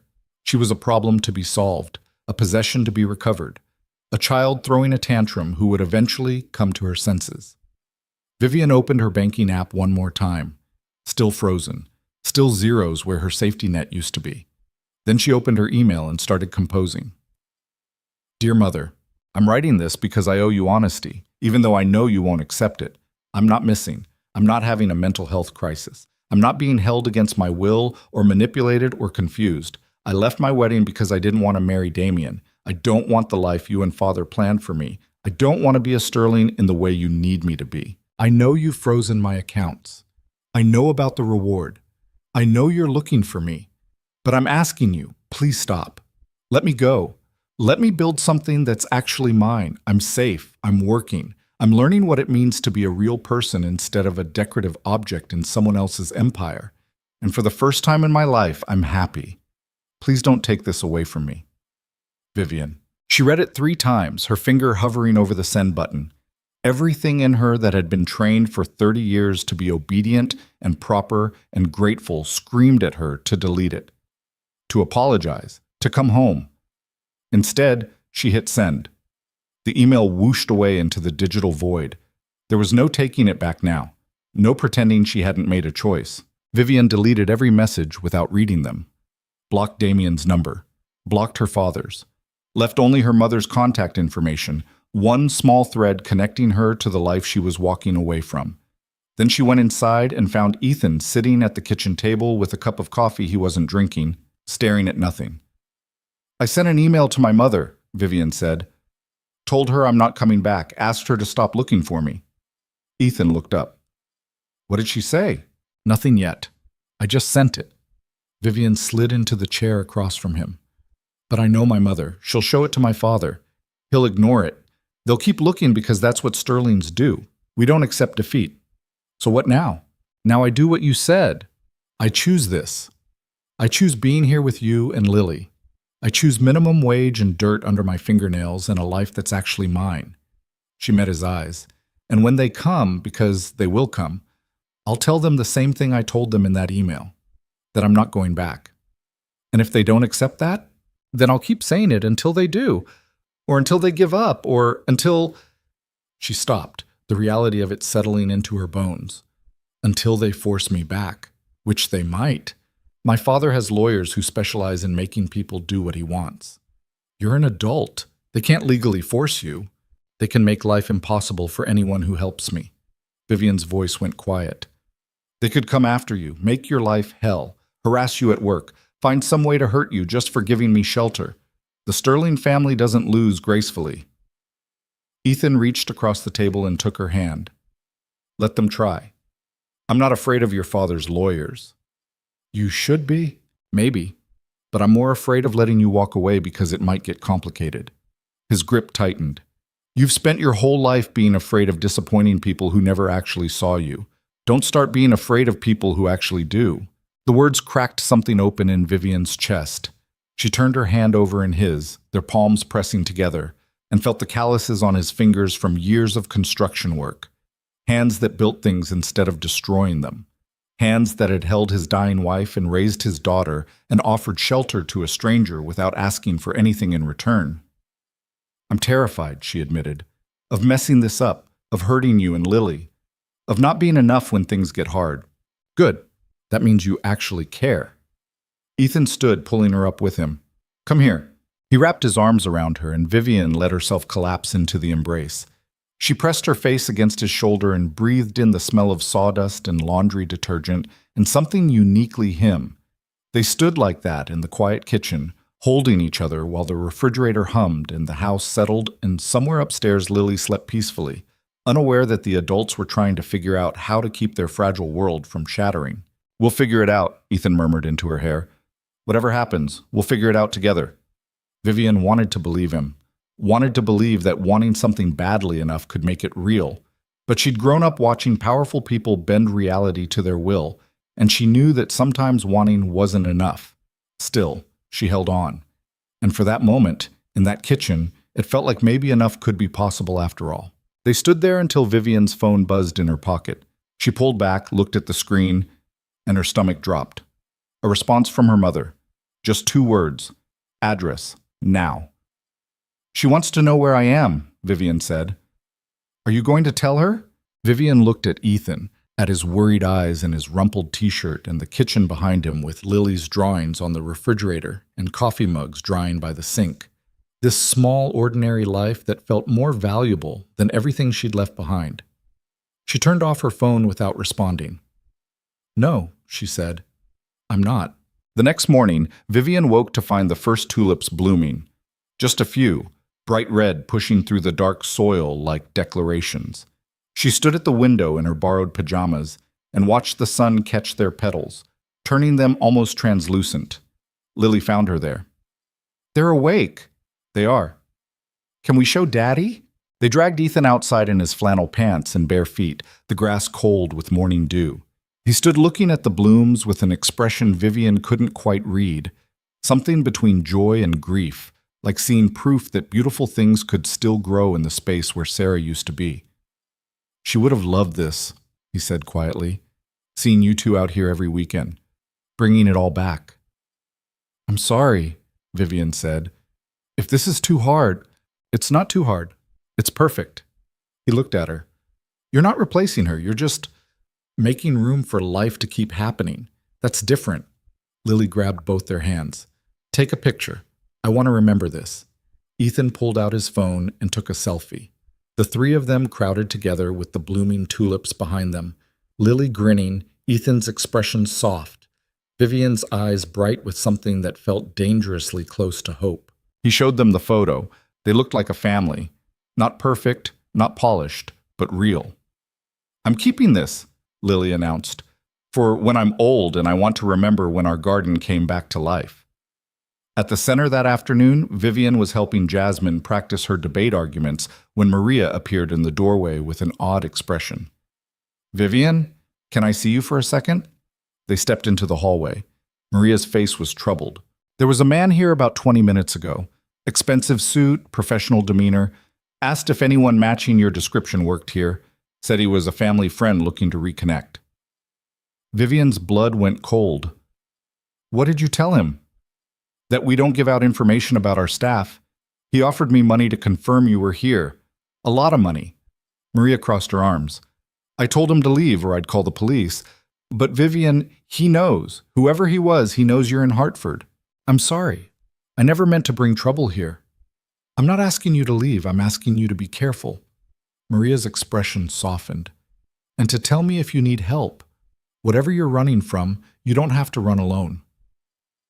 That night, Vivian told Ethan about the man at the center. His jaw tightened. They're closing in. I know. What do you want to do? Vivian looked around the kitchen, at Lily's homework spread across the table, at the coffee pot she'd learned to program, at the life she'd built from nothing in just over a month. I want to stay. I want to fight. But I don't know if I can win.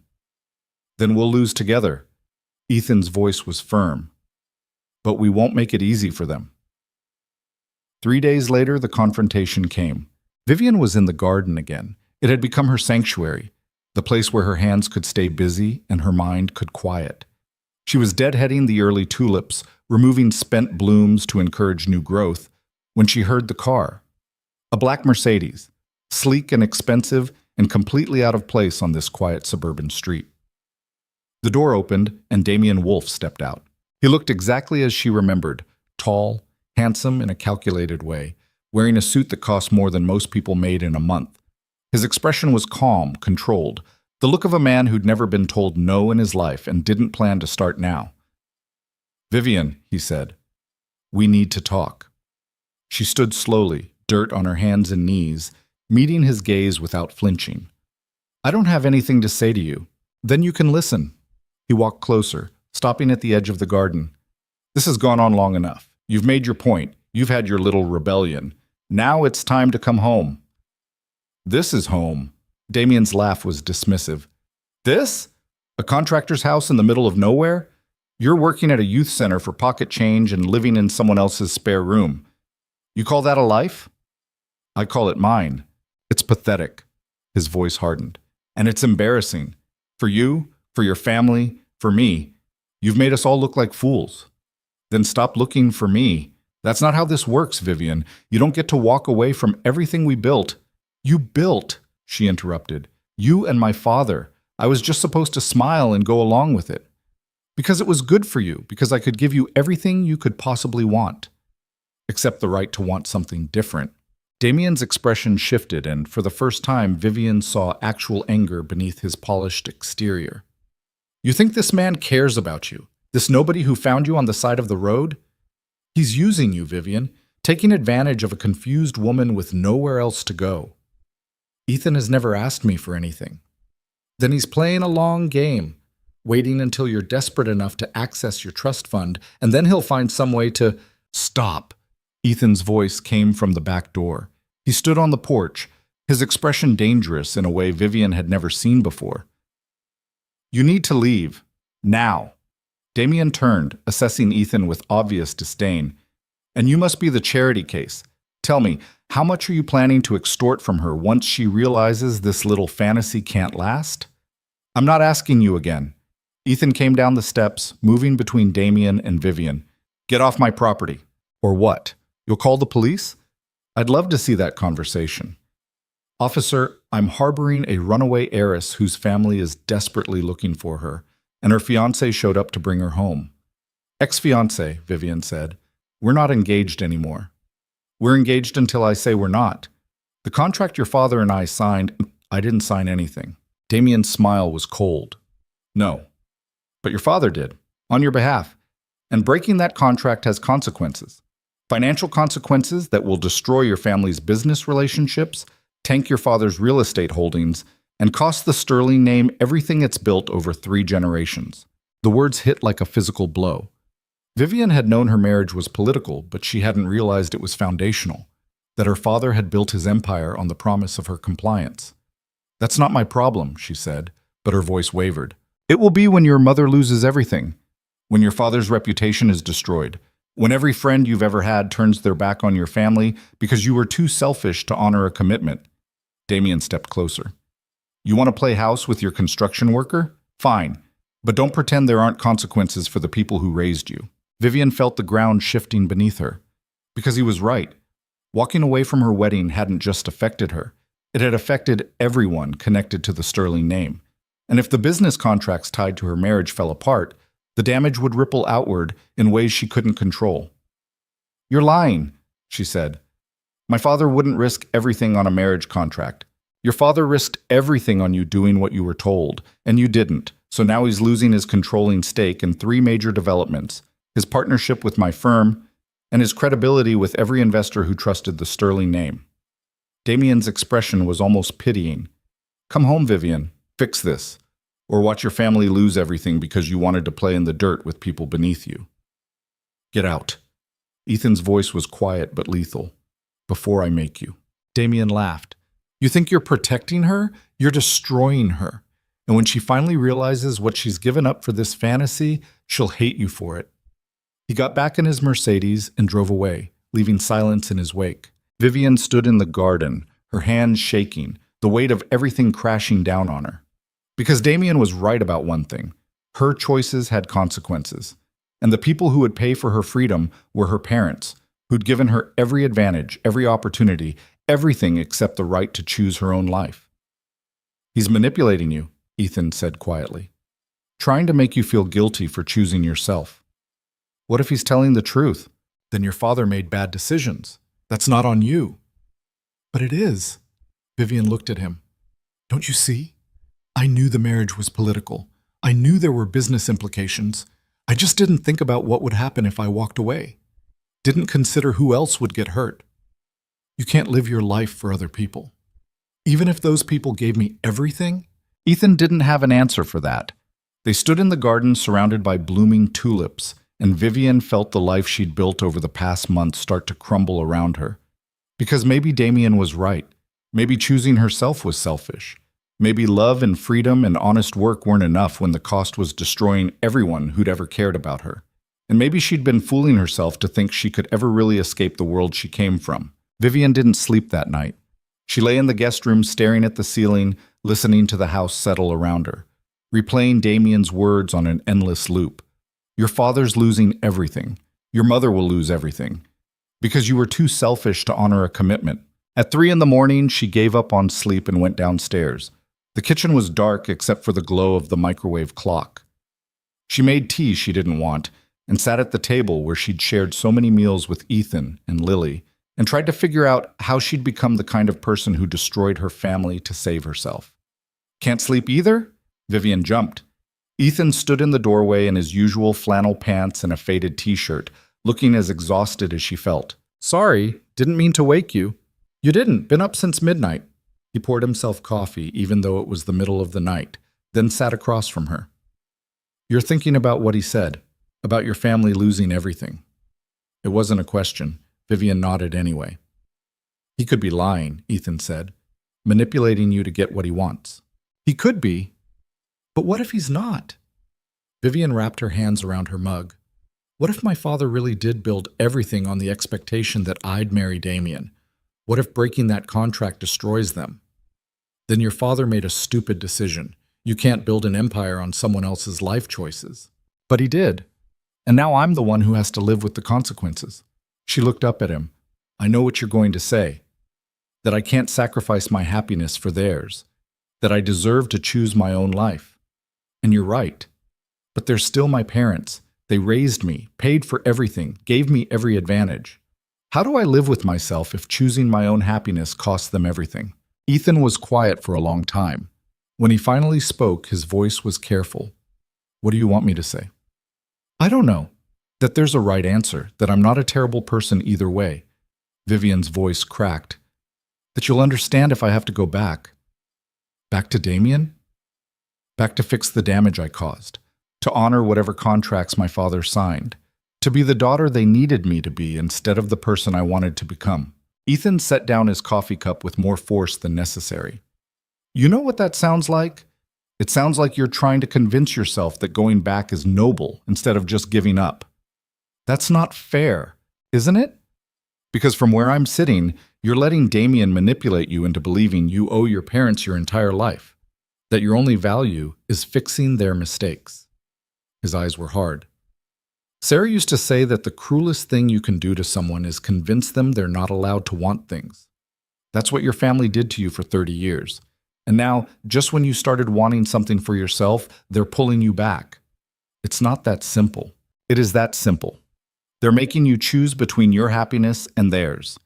And the fact that you're even considering choosing theirs tells me everything about how they raised you. Ethan stood, paced to the window. You want to go back? Fine. Go back. Marry Damien, Save your father's business deals, spend the rest of your life being a decorative object in someone else's life. But don't pretend you're doing it for noble reasons. You're doing it because you're scared. Of course I'm scared. I'm terrified of hurting people I love, of making the wrong choice, of being selfish. Choosing yourself isn't selfish. Then why does it feel like it is? The question hung between them in the dark kitchen. Ethan came back to the table but didn't sit. He stood there looking at her with an expression that broke her heart. Because they taught you it was, he said quietly. Your whole life, they taught you that your needs didn't matter as much as the family's image, that your wants were less important than their plans. And now you're so used to putting yourself last that choosing yourself feels wrong. He paused. But it's not. It's the only thing that's actually right. Vivian wanted to believe him, but the weight of 30 years of conditioning pressed down on her, telling her that daughters didn't choose themselves over family, that good people sacrificed for the ones who raised them, that love meant putting others first, always, no matter the cost. I need to call my mother, she said. Vivian, dice. I need to hear it from her. Need to know if Damien was telling the truth or just trying to scare me back. She pulled out her phone. If he was lying, then I stay and we figure out how to deal with whatever comes next. But if he was telling the truth, if my father really is losing everything because of me, then I have to at least try to fix it. Ethan looked like he wanted to argue, but instead he just nodded. Okay, call her, but I'm staying right here while you do. Vivian's hands shook as she dialed. The phone rang once, twice, then her mother's voice, sharp and immediate. Vivian, finally. Is it true? Vivian asked without preamble. What Damien said about father's contracts, about the business. Is he really losing everything? There was a pause. Then Eleanor Sterling's carefully controlled voice. Where are you? That's not an answer. It's the only answer you're getting until you tell me where you are and when you're coming home. I'm not coming home. Not unless you tell me the truth. Another pause, longer this time. Vivian could picture her mother in the Greenwich mansion, probably in the sitting room with the imported furniture and the view of the manicured grounds, probably wearing pearls, even though it was 3 a.m. Your father made certain business commitments based on the merger between our family and the Wolf Empire, Eleanor said finally. When you left Damien at the altar, those commitments became complicated. How complicated? He stands to lose controlling interest in 3 major developments. The Wolf family is withdrawing their investment partnerships. Several other families are reconsidering their business relationships given the scandal. Eleanor's voice went cold. You humiliated us, Vivian. In front of everyone who matters, there are consequences for that. So Damien was telling the truth. Damien is trying to salvage what you destroyed.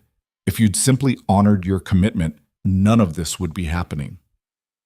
Vivian closed her eyes. Did you ever once ask me if I wanted to marry him? Want? Eleanor laughed, the sound brittle. Marriage isn't about want, Vivian. It's about strategy, partnership, building something larger than yourself. I didn't want to marry your father. I did it because it was the right choice for my family, and I built a good life from that choice. You built a prison. I built an empire. There's a difference. Eleanor's tone sharpened. But you wouldn't understand that because you've always been too selfish to see beyond your own feelings, too weak to do what's necessary. The words landed like slaps, each one designed to hit exactly where Vivian was most vulnerable. Because part of her believed them. Part of her had always believed she was too selfish, too weak, too focused on her own happiness to be a good daughter. If I come back, Vivian heard herself say, if I fix this, would father's contracts be restored? Vivian, no, Ethan started, but she held up a hand. Would they? She repeated. Eleanor's voice shifted, became almost gentle. Come home. Marry Damien as planned. Issue a statement about cold feet and pre-wedding jitters. The scandal will fade. Your father's partnerships will be restored. Everything goes back to normal. And if I don't, then you'll have destroyed everything your family built. Every sacrifice we made for you, every opportunity we gave you will be wasted, and you'll spend the rest of your life knowing you chose yourself over the people who loved you most. Eleanor paused. Is that really who you want to be? Vivian looked at Ethan across the table. His expression was a mixture of anger and heartbreak, and she knew he could hear every word. "I need time to think," she said. "You've had 6 weeks to think. Time for thinking is over. Time for deciding is now." Eleanor's voice went hard again. "I'm sending a car tomorrow morning, 9 o'clock. You'll be there or you won't. But choose carefully, Vivian, because this is the last time I'm offering you a way back." The line went dead. Vivian set down her phone and stared at it like it might explode. Ethan sat back down across from her, his jaw tight. "Tell me you're not seriously considering this. She's sending a car tomorrow at 9. "I didn't ask what she's doing. I asked if you're considering getting in it." Vivian couldn't look at him. "I don't know." "Yes, you do. You've known since Damien showed up. You're just scared to admit it." "You don't understand." "I understand perfectly. Your mother just guilt-tripped you into believing you're responsible for your father's bad business decisions. She made you feel like choosing your own life makes you selfish and weak. And it worked, because that's exactly what they've been doing your whole life." Ethan's voice was rough with frustration. "But here's what I don't understand. Why you're letting them win?" "Because maybe they're right. Maybe I am selfish. Wanting to be happy isn't selfish. It is when it costs other people everything. Then let it cost them." Ethan leaned forward. "Because you know what the alternative is? Spending the rest of your life married to a man you don't love, living a life you hate, slowly dying inside while telling yourself it was the right thing to do. Is that really better? At least I wouldn't be destroying my family. You'd just be destroying yourself instead. That's so much better." The sarcasm cut deep because it was true. Vivian knew that going back meant erasing the person she'd started to become. Meant giving up the garden and the center and Lily's drawings and everything that had made her feel alive for the first time in 30 years. But staying meant watching her parents lose everything. Meant knowing she'd chosen her own happiness over theirs. Meant living with the guilt of that choice for the rest of her life. "I can't win," she said quietly. "No matter what I choose, someone gets hurt." "Then choose the option where you're not the one getting hurt." "Why? Why do I deserve that more than they do?" Ethan reached across the table and took her hands. "Because they had their chance to live their lives. They made their choices, good and bad. Your father chose to build his empire on a marriage contract. Your mother chose to accept a loveless marriage and call it strategy. Those were their decisions, and now they want you to pay for those decisions with your entire future. They're still my parents." "I know, and I know you love them. But love doesn't mean sacrificing yourself on their altar." He squeezed her hands. "Sarah told me something once, right before she died. She said the biggest regret of her life was all the time she spent trying to be what other people needed, instead of who she actually was. She said if she'd known how short life was, she would have been braver about choosing herself, about saying no to things that didn't serve her." His voice cracked on the words, and Vivian saw the grief still raw in his eyes even 2 years later. "She'd want you to be brave," Ethan continued. "To choose the life that makes you feel alive instead of the one that makes everyone else comfortable. Because comfortable isn't living, it's just existing, and you deserve more than that." Vivian felt tears sliding down her face. "What if I'm not brave enough? Then I'll be brave for both of us. Until you remember how." He pulled her hands to his lips and kissed her knuckles. "But you are brave, Vivian. You walked away from a billion-dollar wedding in a snowstorm with nothing but the dress on your back. You rebuilt your life from scratch. You learned to earn your own money and plant gardens and help kids who have nothing in common with you, except that you both know what it's like to feel invisible. That's not cowardice. That's the bravest thing I've ever seen." "Then why am I so scared?" "Because being brave doesn't mean not being scared. It means being terrified and doing it anyway." They sat like that in the dark kitchen, hands clasped across the table, while Vivian tried to imagine a version of tomorrow where she didn't get in her mother's car, where she stayed here in this small house with this good man and his daughter, and chose herself over everything she'd been raised to be. It should have been an easy choice, but 30 years of conditioning didn't disappear just because she wanted it to. "I need to talk to Lily," Vivian said finally, "before I decide anything. She deserves to know what's happening." Ethan looked surprised. "You don't have to do that. This isn't her burden. She's part of this, part of why I want to stay. I can't make a decision about her life without at least talking to her about it." She's 8 years old. She's also the most honest person I know, and right now I need honesty more than I need protection. So the next morning, while Ethan made breakfast with more force than necessary, pancakes again, because routines were all that kept them grounded, Vivian sat with Lily in the living room and tried to figure out how to explain adult complications to a child. Remember how I told you I used to live somewhere else before I came here? Vivian started. Lily nodded, clutching her rabbit. Well, the people from that life want me to come back. They think I should go home and be who I used to be instead of who I am now. But you like being here, right? Lily's voice was small. I love being here, more than I've loved anything in a very long time. Then why would you leave? It was such a simple question, such a child's way of seeing the world. If you love something, you stay. If you don't, you go. No complications, no guilt, no impossible choices between competing loyalties. Because the people who want me to come back are my family, and families are complicated. Sometimes they need you to be a certain way, and when you're not that way, they get hurt. Lily thought about this, her serious little face scrunched in concentration. Daddy says families are supposed to love you no matter what.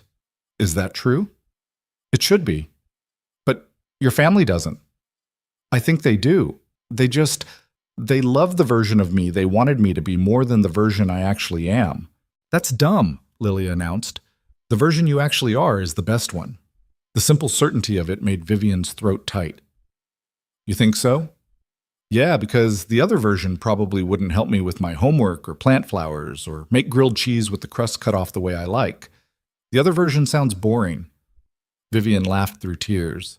She was pretty boring. Then don't go back to being her. Lily climbed into Vivian's lap, something she'd started doing over the past few weeks. Stay here and be the good version, the version that's my friend. Is that what I am? Your friend? Lily pulled back to look at her, those serious dark eyes way too perceptive for 8 years old. I thought maybe you'd be more than that, like family. Is that okay? And there it was, the thing Vivian had been trying not to think about, not to want, not to hope for. Because hoping meant setting herself up for heartbreak when it all fell apart. That's more than okay, Vivian whispered. That's everything. They sat like that until Ethan called them for breakfast. Over pancakes, Lily chattered about a science project involving volcanoes, seemingly unaware that she'd just given Vivian the clearest answer possible. At 8:45, a black town car pulled up outside. Vivian watched it from the window, her heart hammering. The driver got out but didn't approach the house, just stood by the car, waiting. You don't have to do this, Ethan said quietly behind her. You can tell them no, right now. Just don't get in that car. I know. Do you? Because from here it looks like you're still trying to figure out how to leave without hurting anyone's feelings. Vivian turned to face him. I'm not leaving. What? I'm not getting in that car. I'm not going back. I'm staying here. The words came out stronger than she felt, but saying them made them real, made them true. I'm choosing this. Choosing you and Lily, and minimum wage and dirt under my fingernails, and a life that's actually mine. I'm choosing me. Ethan's expression did something complicated, relief and joy and fear all mixed together. You're sure? No. I'm terrified, but I'm doing it anyway. She grabbed her phone and walked outside. The driver straightened when he saw her. Miss Sterling, the car is ready. I'm not coming. I'm sorry? Tell my mother I'm not coming, that I'm staying here, that I'm building my own life and she needs to accept that. The driver looked uncomfortable. Miss Sterling, I have orders to... I don't care about your orders. I'm an adult. I'm making my own choices. And I choose to stay. She turned and walked back inside, her whole body shaking with adrenaline. Through the window, she watched the driver make a phone call, then get back in the car and drive away. Ethan was standing exactly where she'd left him, looking at her like he couldn't quite believe what just happened. I did it, Vivian said. I actually did it. Yeah, you did.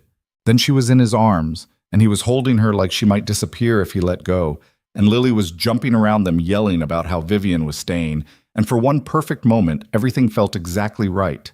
The consequences came fast. Within an hour, Vivian's phone was flooded with messages. Her mother, her father, Damien, lawyers she'd never heard of, family friends expressing disappointment. The reward for information about her whereabouts jumped from $50,000 to $200,000. Articles started appearing online. Sterling heiress chooses poverty over family fortune. Billion-dollar runaway bride. Hiding in small-town Connecticut. Inside the scandal destroying the Sterling empire. Maria called from the center. The press is here, outside the building, asking about you. I told them to leave, but Vivian, they're not going to stop. Ethan's boss called. Reporters had shown up at the construction site asking about Ethan's relationship with the missing heiress, asking if he was holding her against her will, implying he was taking advantage of a confused woman for her money. Angela knocked on his door at noon. There are 3 news vans parked on our street. Tom's getting calls from his principal asking if we know anything. This is getting out of control. They were sitting at the kitchen table, Vivian, Ethan, and Angela, trying to figure out damage control when another car pulled up. Not a town car this time, a silver Tesla. Damien got out, followed by 2 men in suits that screamed corporate lawyers. He can't be here, Ethan said, already moving toward the door. But Damien was faster. He rang the doorbell, then knocked, then opened the door without waiting for permission. This is private property, Ethan said. Get out. This is a welfare check, one of the lawyers said smoothly. Miss Sterling's family is concerned for her safety and mental health. They've asked us to ensure she's not being held against her will or unduly influenced. I'm not being held against anything, Vivian said, coming to stand beside Ethan. I'm here by choice. Damien looked her up and down, the jeans with dirt on the knees, the borrowed t-shirt, the face free of makeup. His expression was almost pitying. Look at you. Look at what he's reduced you to. He hasn't reduced me to anything. I chose this. You chose poverty, anonymity, working for minimum wage when you could have everything. Damien stepped closer. This isn't you, Vivian. This is some fantasy you're playing out because you got scared at the wedding, but fantasies end. And when this one does, you'll have nothing left. I'll have myself. That's more than I had before. You'll have nothing, Damien repeated. Your father's business is collapsing. Your mother's reputation is destroyed. The Sterling name, which used to open every door, is now a joke. And it's all because you decided to play house with a man who makes in a year what you used to spend on shoes. Ethan moved forward, but Vivian caught his arm. Don't. He's trying to provoke you. He's succeeding. One of the lawyers pulled out a document. Miss Sterling, your father has initiated proceedings to have you declared mentally incompetent to manage your own affairs. Given your erratic behavior, abandoning your wedding, disappearing for weeks, refusing to contact your family, a judge may agree that you need professional evaluation. The words hit like ice water. You can't do that. I'm 30 years old. We can petition for evaluation based on concerns about your judgment and decision-making capacity, especially given that you're currently living in the home of a man you barely know, working for pocket change and refusing all contact with your family. The lawyer's smile was sympathetic and false. It's for your own protection. It's a threat, Ethan said flatly. Leave, now, before I call the actual police. Call them, Damien said.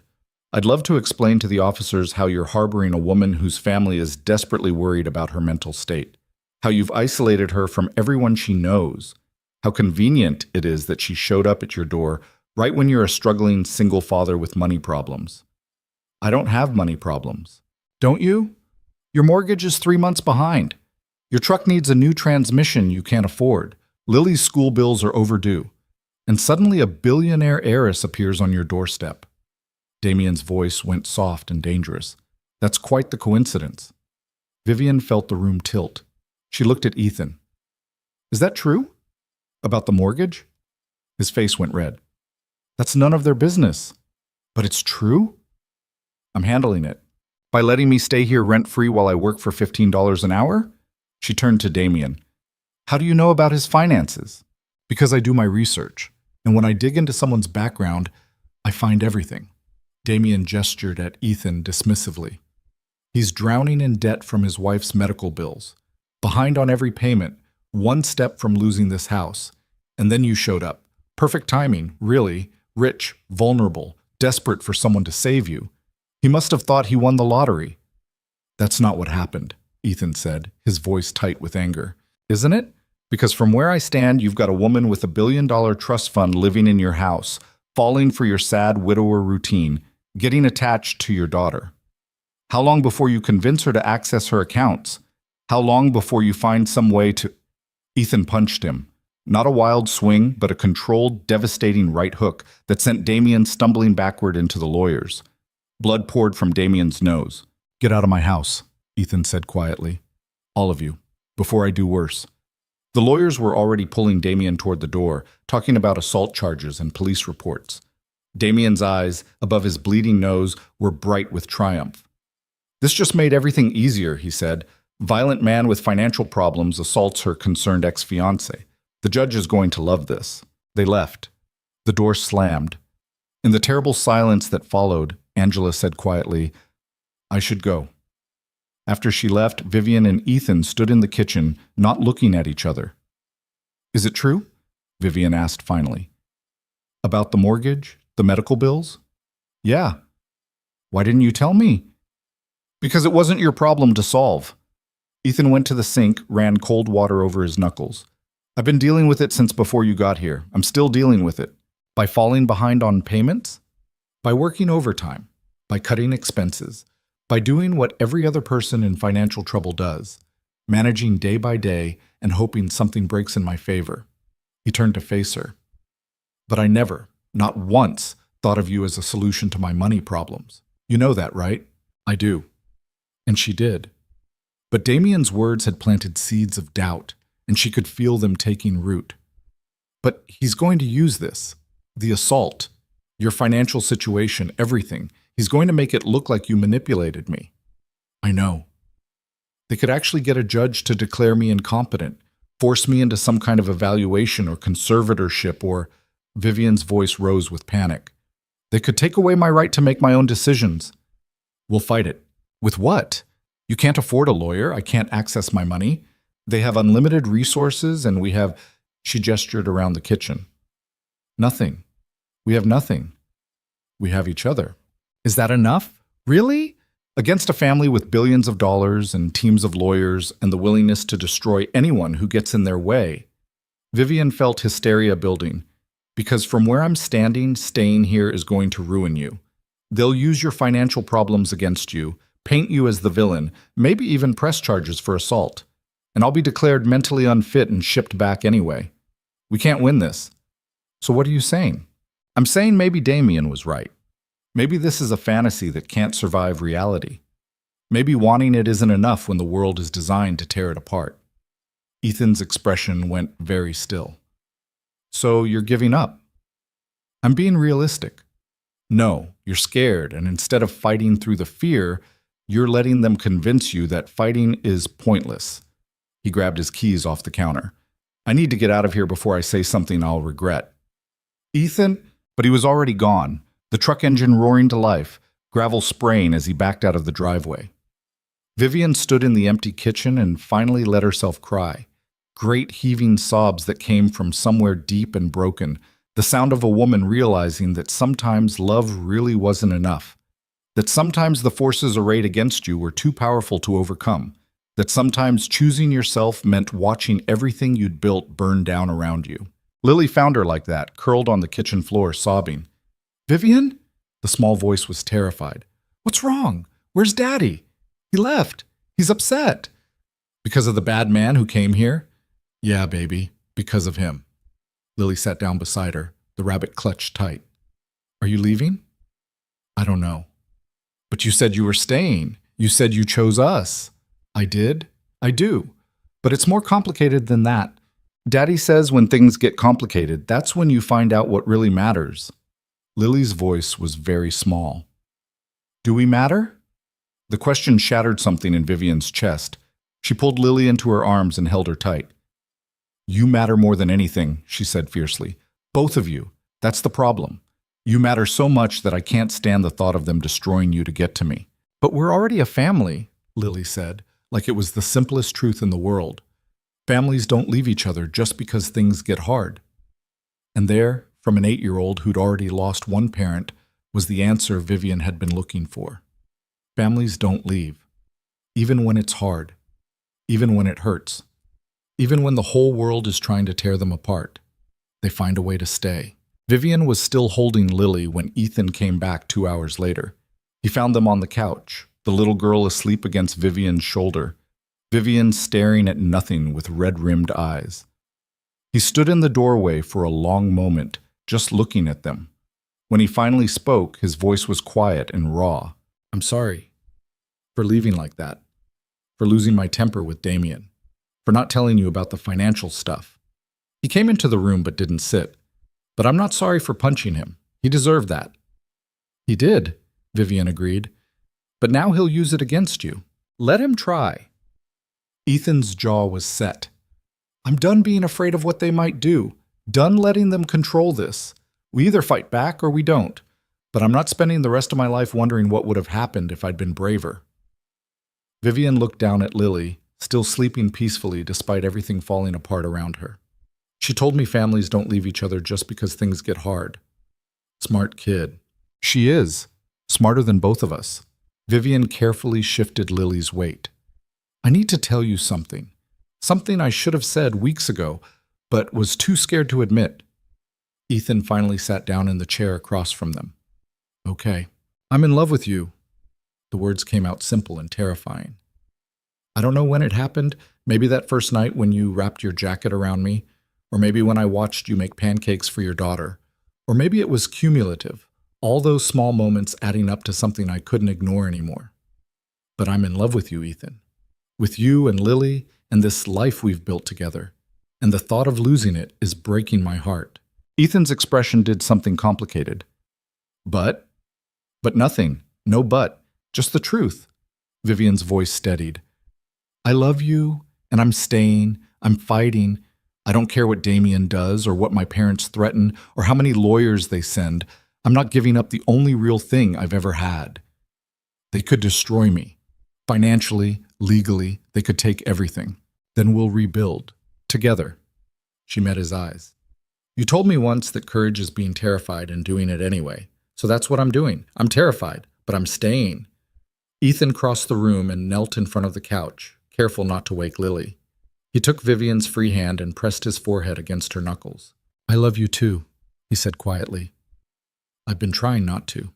Trying to convince myself it was too soon, that I was betraying Sarah's memory, that I was being selfish wanting something good when I should still be grieving. But I can't help it. I love you, and I want you to stay. Not just for now, for good." For good sounds perfect. They stayed like that, Ethan kneeling, Vivian holding his hand while Lily slept between them, until the doorbell rang. It was Angela, holding a casserole and looking determined. "I brought dinner and information. Tom's sister is a lawyer, corporate law mostly, but she knows people who handle family law and competency cases. She's willing to consult for free." "Angela, we can't afford—" "I didn't ask if you could afford it. I said she'll consult for free."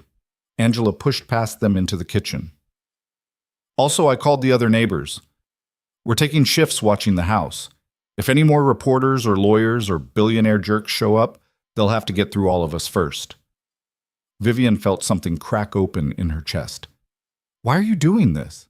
"Because you're good for him, both of them, and because the Sterling family doesn't get to bully people in my neighborhood." Angela started pulling out plates. "Now sit down and eat. We've got work to do."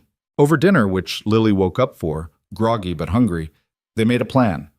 Angela's sister-in-law would help them understand the legal threats. Maria had offered to write a statement about Vivian's work at the center, documenting her stability and competence. Tom was reaching out to his school district's crisis counselor to provide a professional evaluation showing Vivian was mentally sound.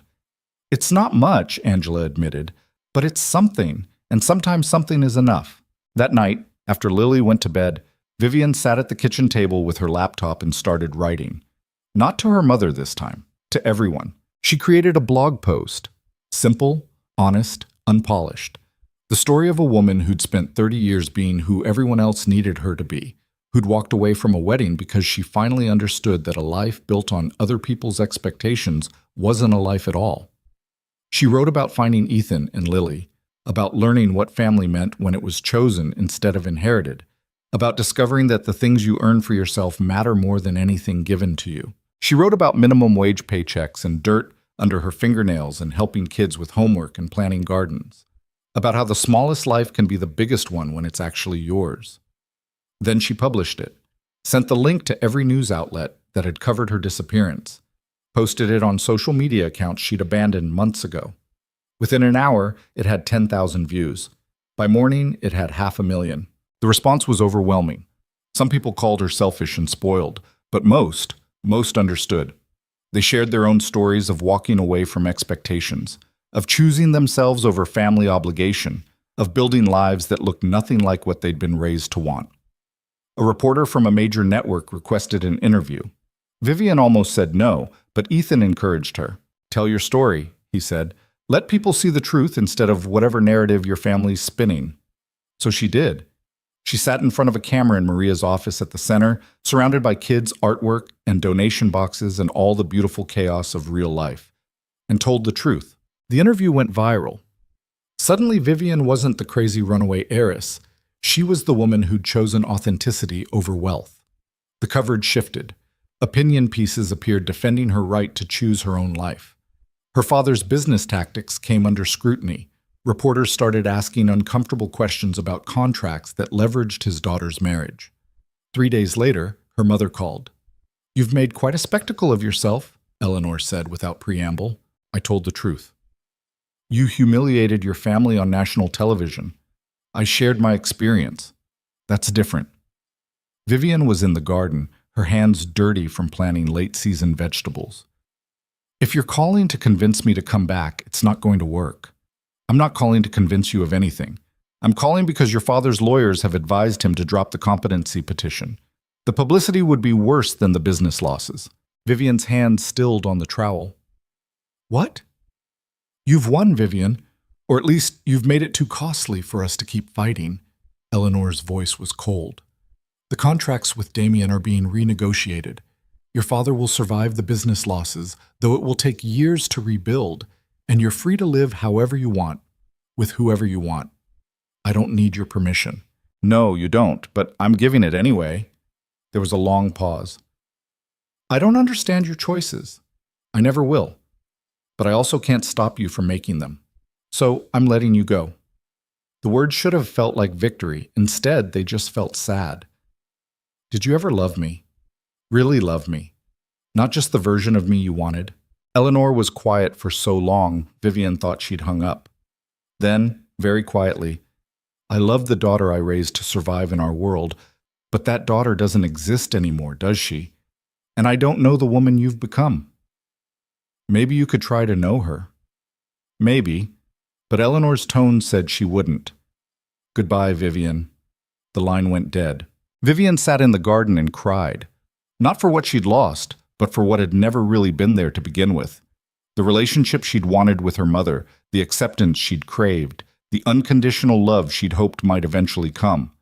All of it had been fantasy, and letting it go hurt even though she knew it was necessary. Ethan found her there 20 minutes later. He didn't ask what was wrong, just sat beside her in the dirt and held her while she grieved the family she'd never actually had. "It's over," she said finally. "They're dropping the legal threats. I'm free." "How do you feel?" "Sad, relieved, terrified. All of it at once." She wiped her eyes. "Is that normal?" "Probably. I wouldn't know. I've never walked away from a billion-dollar empire before." He kissed her temple. "But for what it's worth, I'm proud of you." "For what? Crying in a vegetable garden?" "For being brave enough to choose the life you wanted even when everyone said you were wrong. For fighting for something real even when fantasy would have been easier. For staying." He pulled back to look at her. "For choosing us. That was the easy part." "Was it?" Vivian thought about it. About the night she'd fled her wedding, the weeks of uncertainty, the constant fear that everything would be taken away. About Damien's threats and her mother's coldness, and the lawyers and the press and all of it. "No," she admitted. "It was the hardest thing I've ever done, but it was also the only thing that mattered." 2 months later, on a warm June morning, Vivian stood in the garden and marveled at what they'd built. The beds were full now, roses climbing the fence, tulips giving way to summer blooms, vegetables thriving in the back corner where Lily had insisted on planting tomatoes. Everything was alive and growing and real. Marcus and Jasmine had helped plant some of it, a community project Maria had suggested. The kids from the center came by on weekends sometimes, learning about gardening and getting dirty and eating tomatoes straight off the vine. Angela and Tom had contributed the rose bushes. Even some of the neighbors Vivian barely knew had shown up with donations. A bench, a bird bath, packets of seeds. The garden had become a neighborhood gathering place. And somehow, through the garden, Vivian had become part of the neighborhood. She worked full-time at the center now. Maria had promoted her to program coordinator when the previous one quit, doubling her salary to $30 an hour.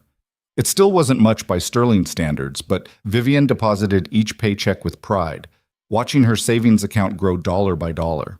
She'd rented a small apartment downtown, one bedroom, affordable, hers. She still spent most nights at Ethan's house, but having her own place felt important. A symbol of independence, of building a life on her own terms. Her trust fund remained frozen. Her father had made sure of that. She wouldn't see a dollar of sterling money unless she came back on their terms. And Vivian had made peace with that. She didn't need their money. She had something better. A life she'd earned herself. Ethan came outside with coffee, Lily trailing behind him. The little girl had shot up over the past months, grown more confident, started talking about everything. Her day at school, her friends, the book she was reading. The quiet, withdrawn child who'd stopped speaking 2 years ago was gone, replaced by someone bright and joyful and alive. "Morning," Ethan said, handing Vivian a mug. "You're out here early." Couldn't sleep, kept thinking about everything. Good everything or bad everything? Just everything. How different life looks now than it did 6 months ago. Vivian sipped her coffee and watched Lily check the tomato plants for ripe ones. "I walked away from my wedding with nothing, and somehow I ended up with this. With you. With her. With a life that actually means something." Ethan set down his mug and pulled something from his pocket, a small velvet box. Vivian's heart stopped.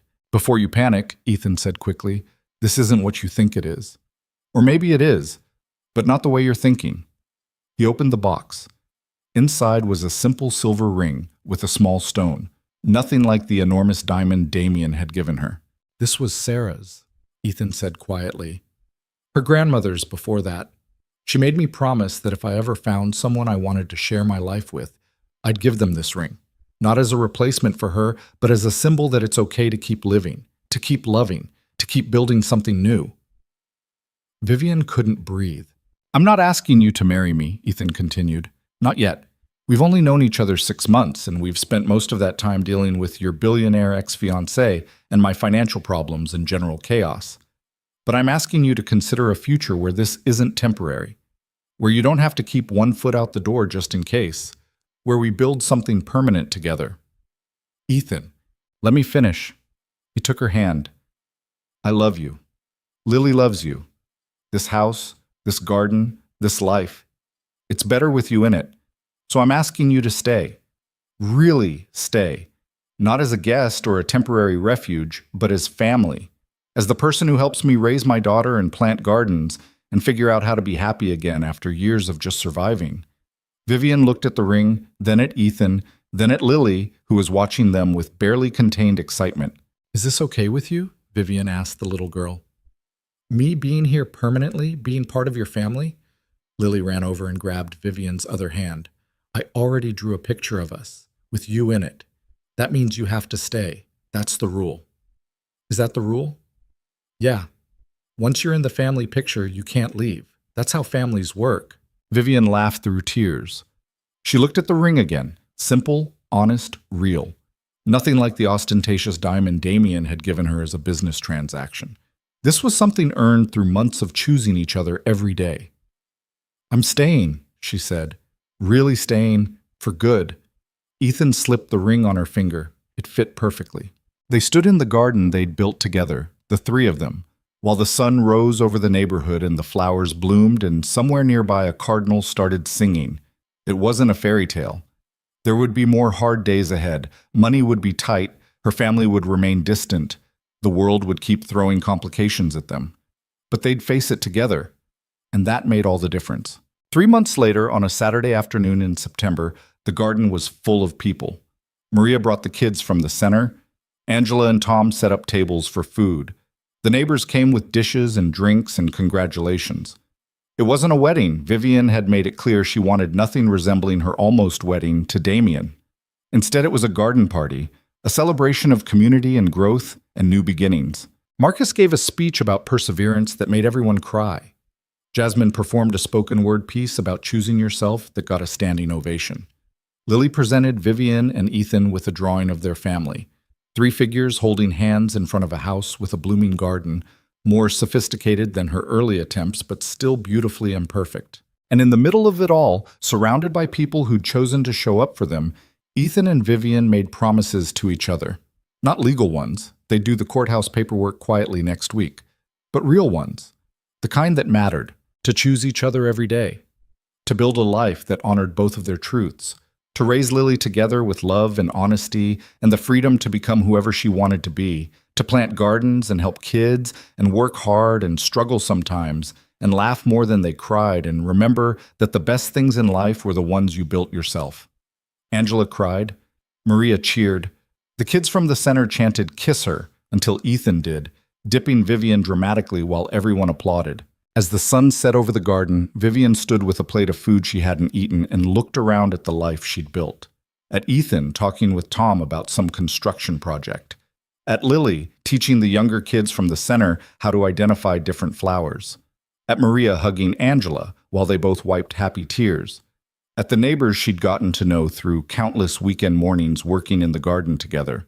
6 months ago, she'd been standing at an altar, about to marry a man she didn't love, about to commit to a life that would have slowly killed her from the inside out. She'd had everything money could buy and nothing that actually mattered. Now she had a job that paid barely enough, an apartment she could just afford, a family built from choice instead of blood, and a future she was creating one honest decision at a time. She wouldn't trade it for anything. Marcus appeared beside her, holding his own plate. "You look happy." "I am." "Good. You deserve it." He paused. "You know what you taught me with that whole perseverance essay and everything after?" "What's that?" "That sometimes the bravest thing you can do is walk away from what everyone says you should want. That choosing yourself isn't selfish, it's survival."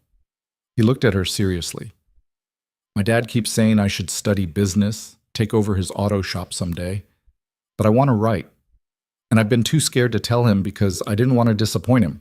But watching you stand up to your whole family made me realize if I don't choose myself, nobody else will do it for me." Vivian felt tears prick her eyes.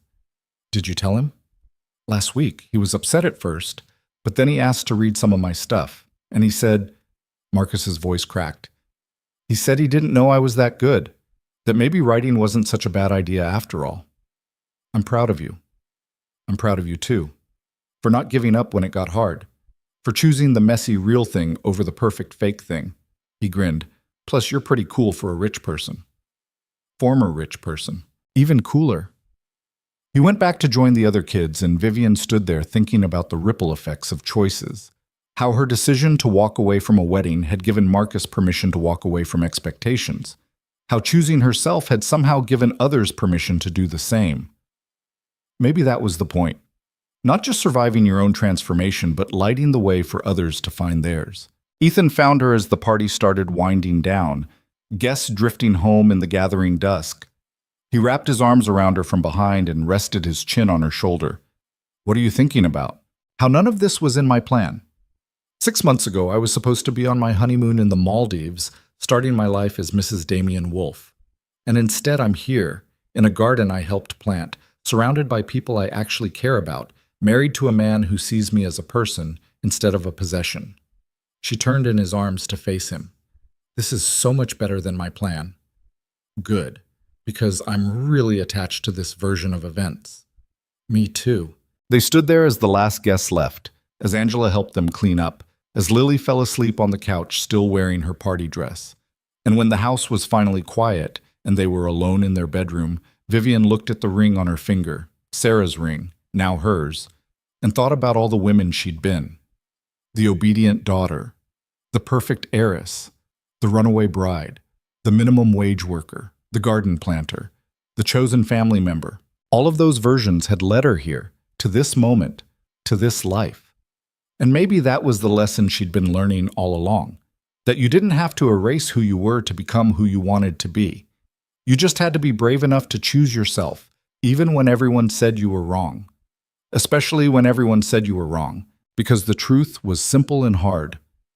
You only got one life, One chance to figure out what mattered and fight for it. One opportunity to decide whether you'd spend your days being who you were told to be or discovering who you actually were. Vivian had chosen discovery, had chosen honesty, had chosen love that was earned instead of arranged, family that was built instead of inherited, happiness that came from dirt under her fingernails instead of diamonds on her wrists. She'd chosen herself, and in doing so, she'd found everything she'd been looking for without knowing it existed. Ethan pulled her close, and Vivian let herself sink into the embrace, into the quiet peace of a life built on truth instead of expectation. Tomorrow she'd wake up early and go to the center. She'd help Marcus with his college essay about finding your own path. She'd mediate arguments and organize activities and earn her $30 an hour with pride. She'd come home to this house and this family and this garden that bloomed brighter every season. She'd live the small, precious, real life she'd chosen over everything else. And that would be enough. More than enough. It would be everything. Outside, the garden slept under stars. The roses climbed the fence toward the sky. The vegetables ripened in their beds. The tomatoes Lily had planted grew round and red, waiting to be picked. And in the morning, when Vivian woke beside the man she loved, in the life she'd built with her own hands, she'd walk outside and see what new things had bloomed overnight. Because gardens, like people, were always growing, always becoming, always offering the possibility of something beautiful if you were willing to plant the seeds and do the work, and believe that good things could grow from dirt and determination. Vivian Sterling, no longer the heiress, no longer the runaway bride, just herself, had finally learned to bloom where she was planted. And it turned out, when you chose your own soil, you could grow into anything.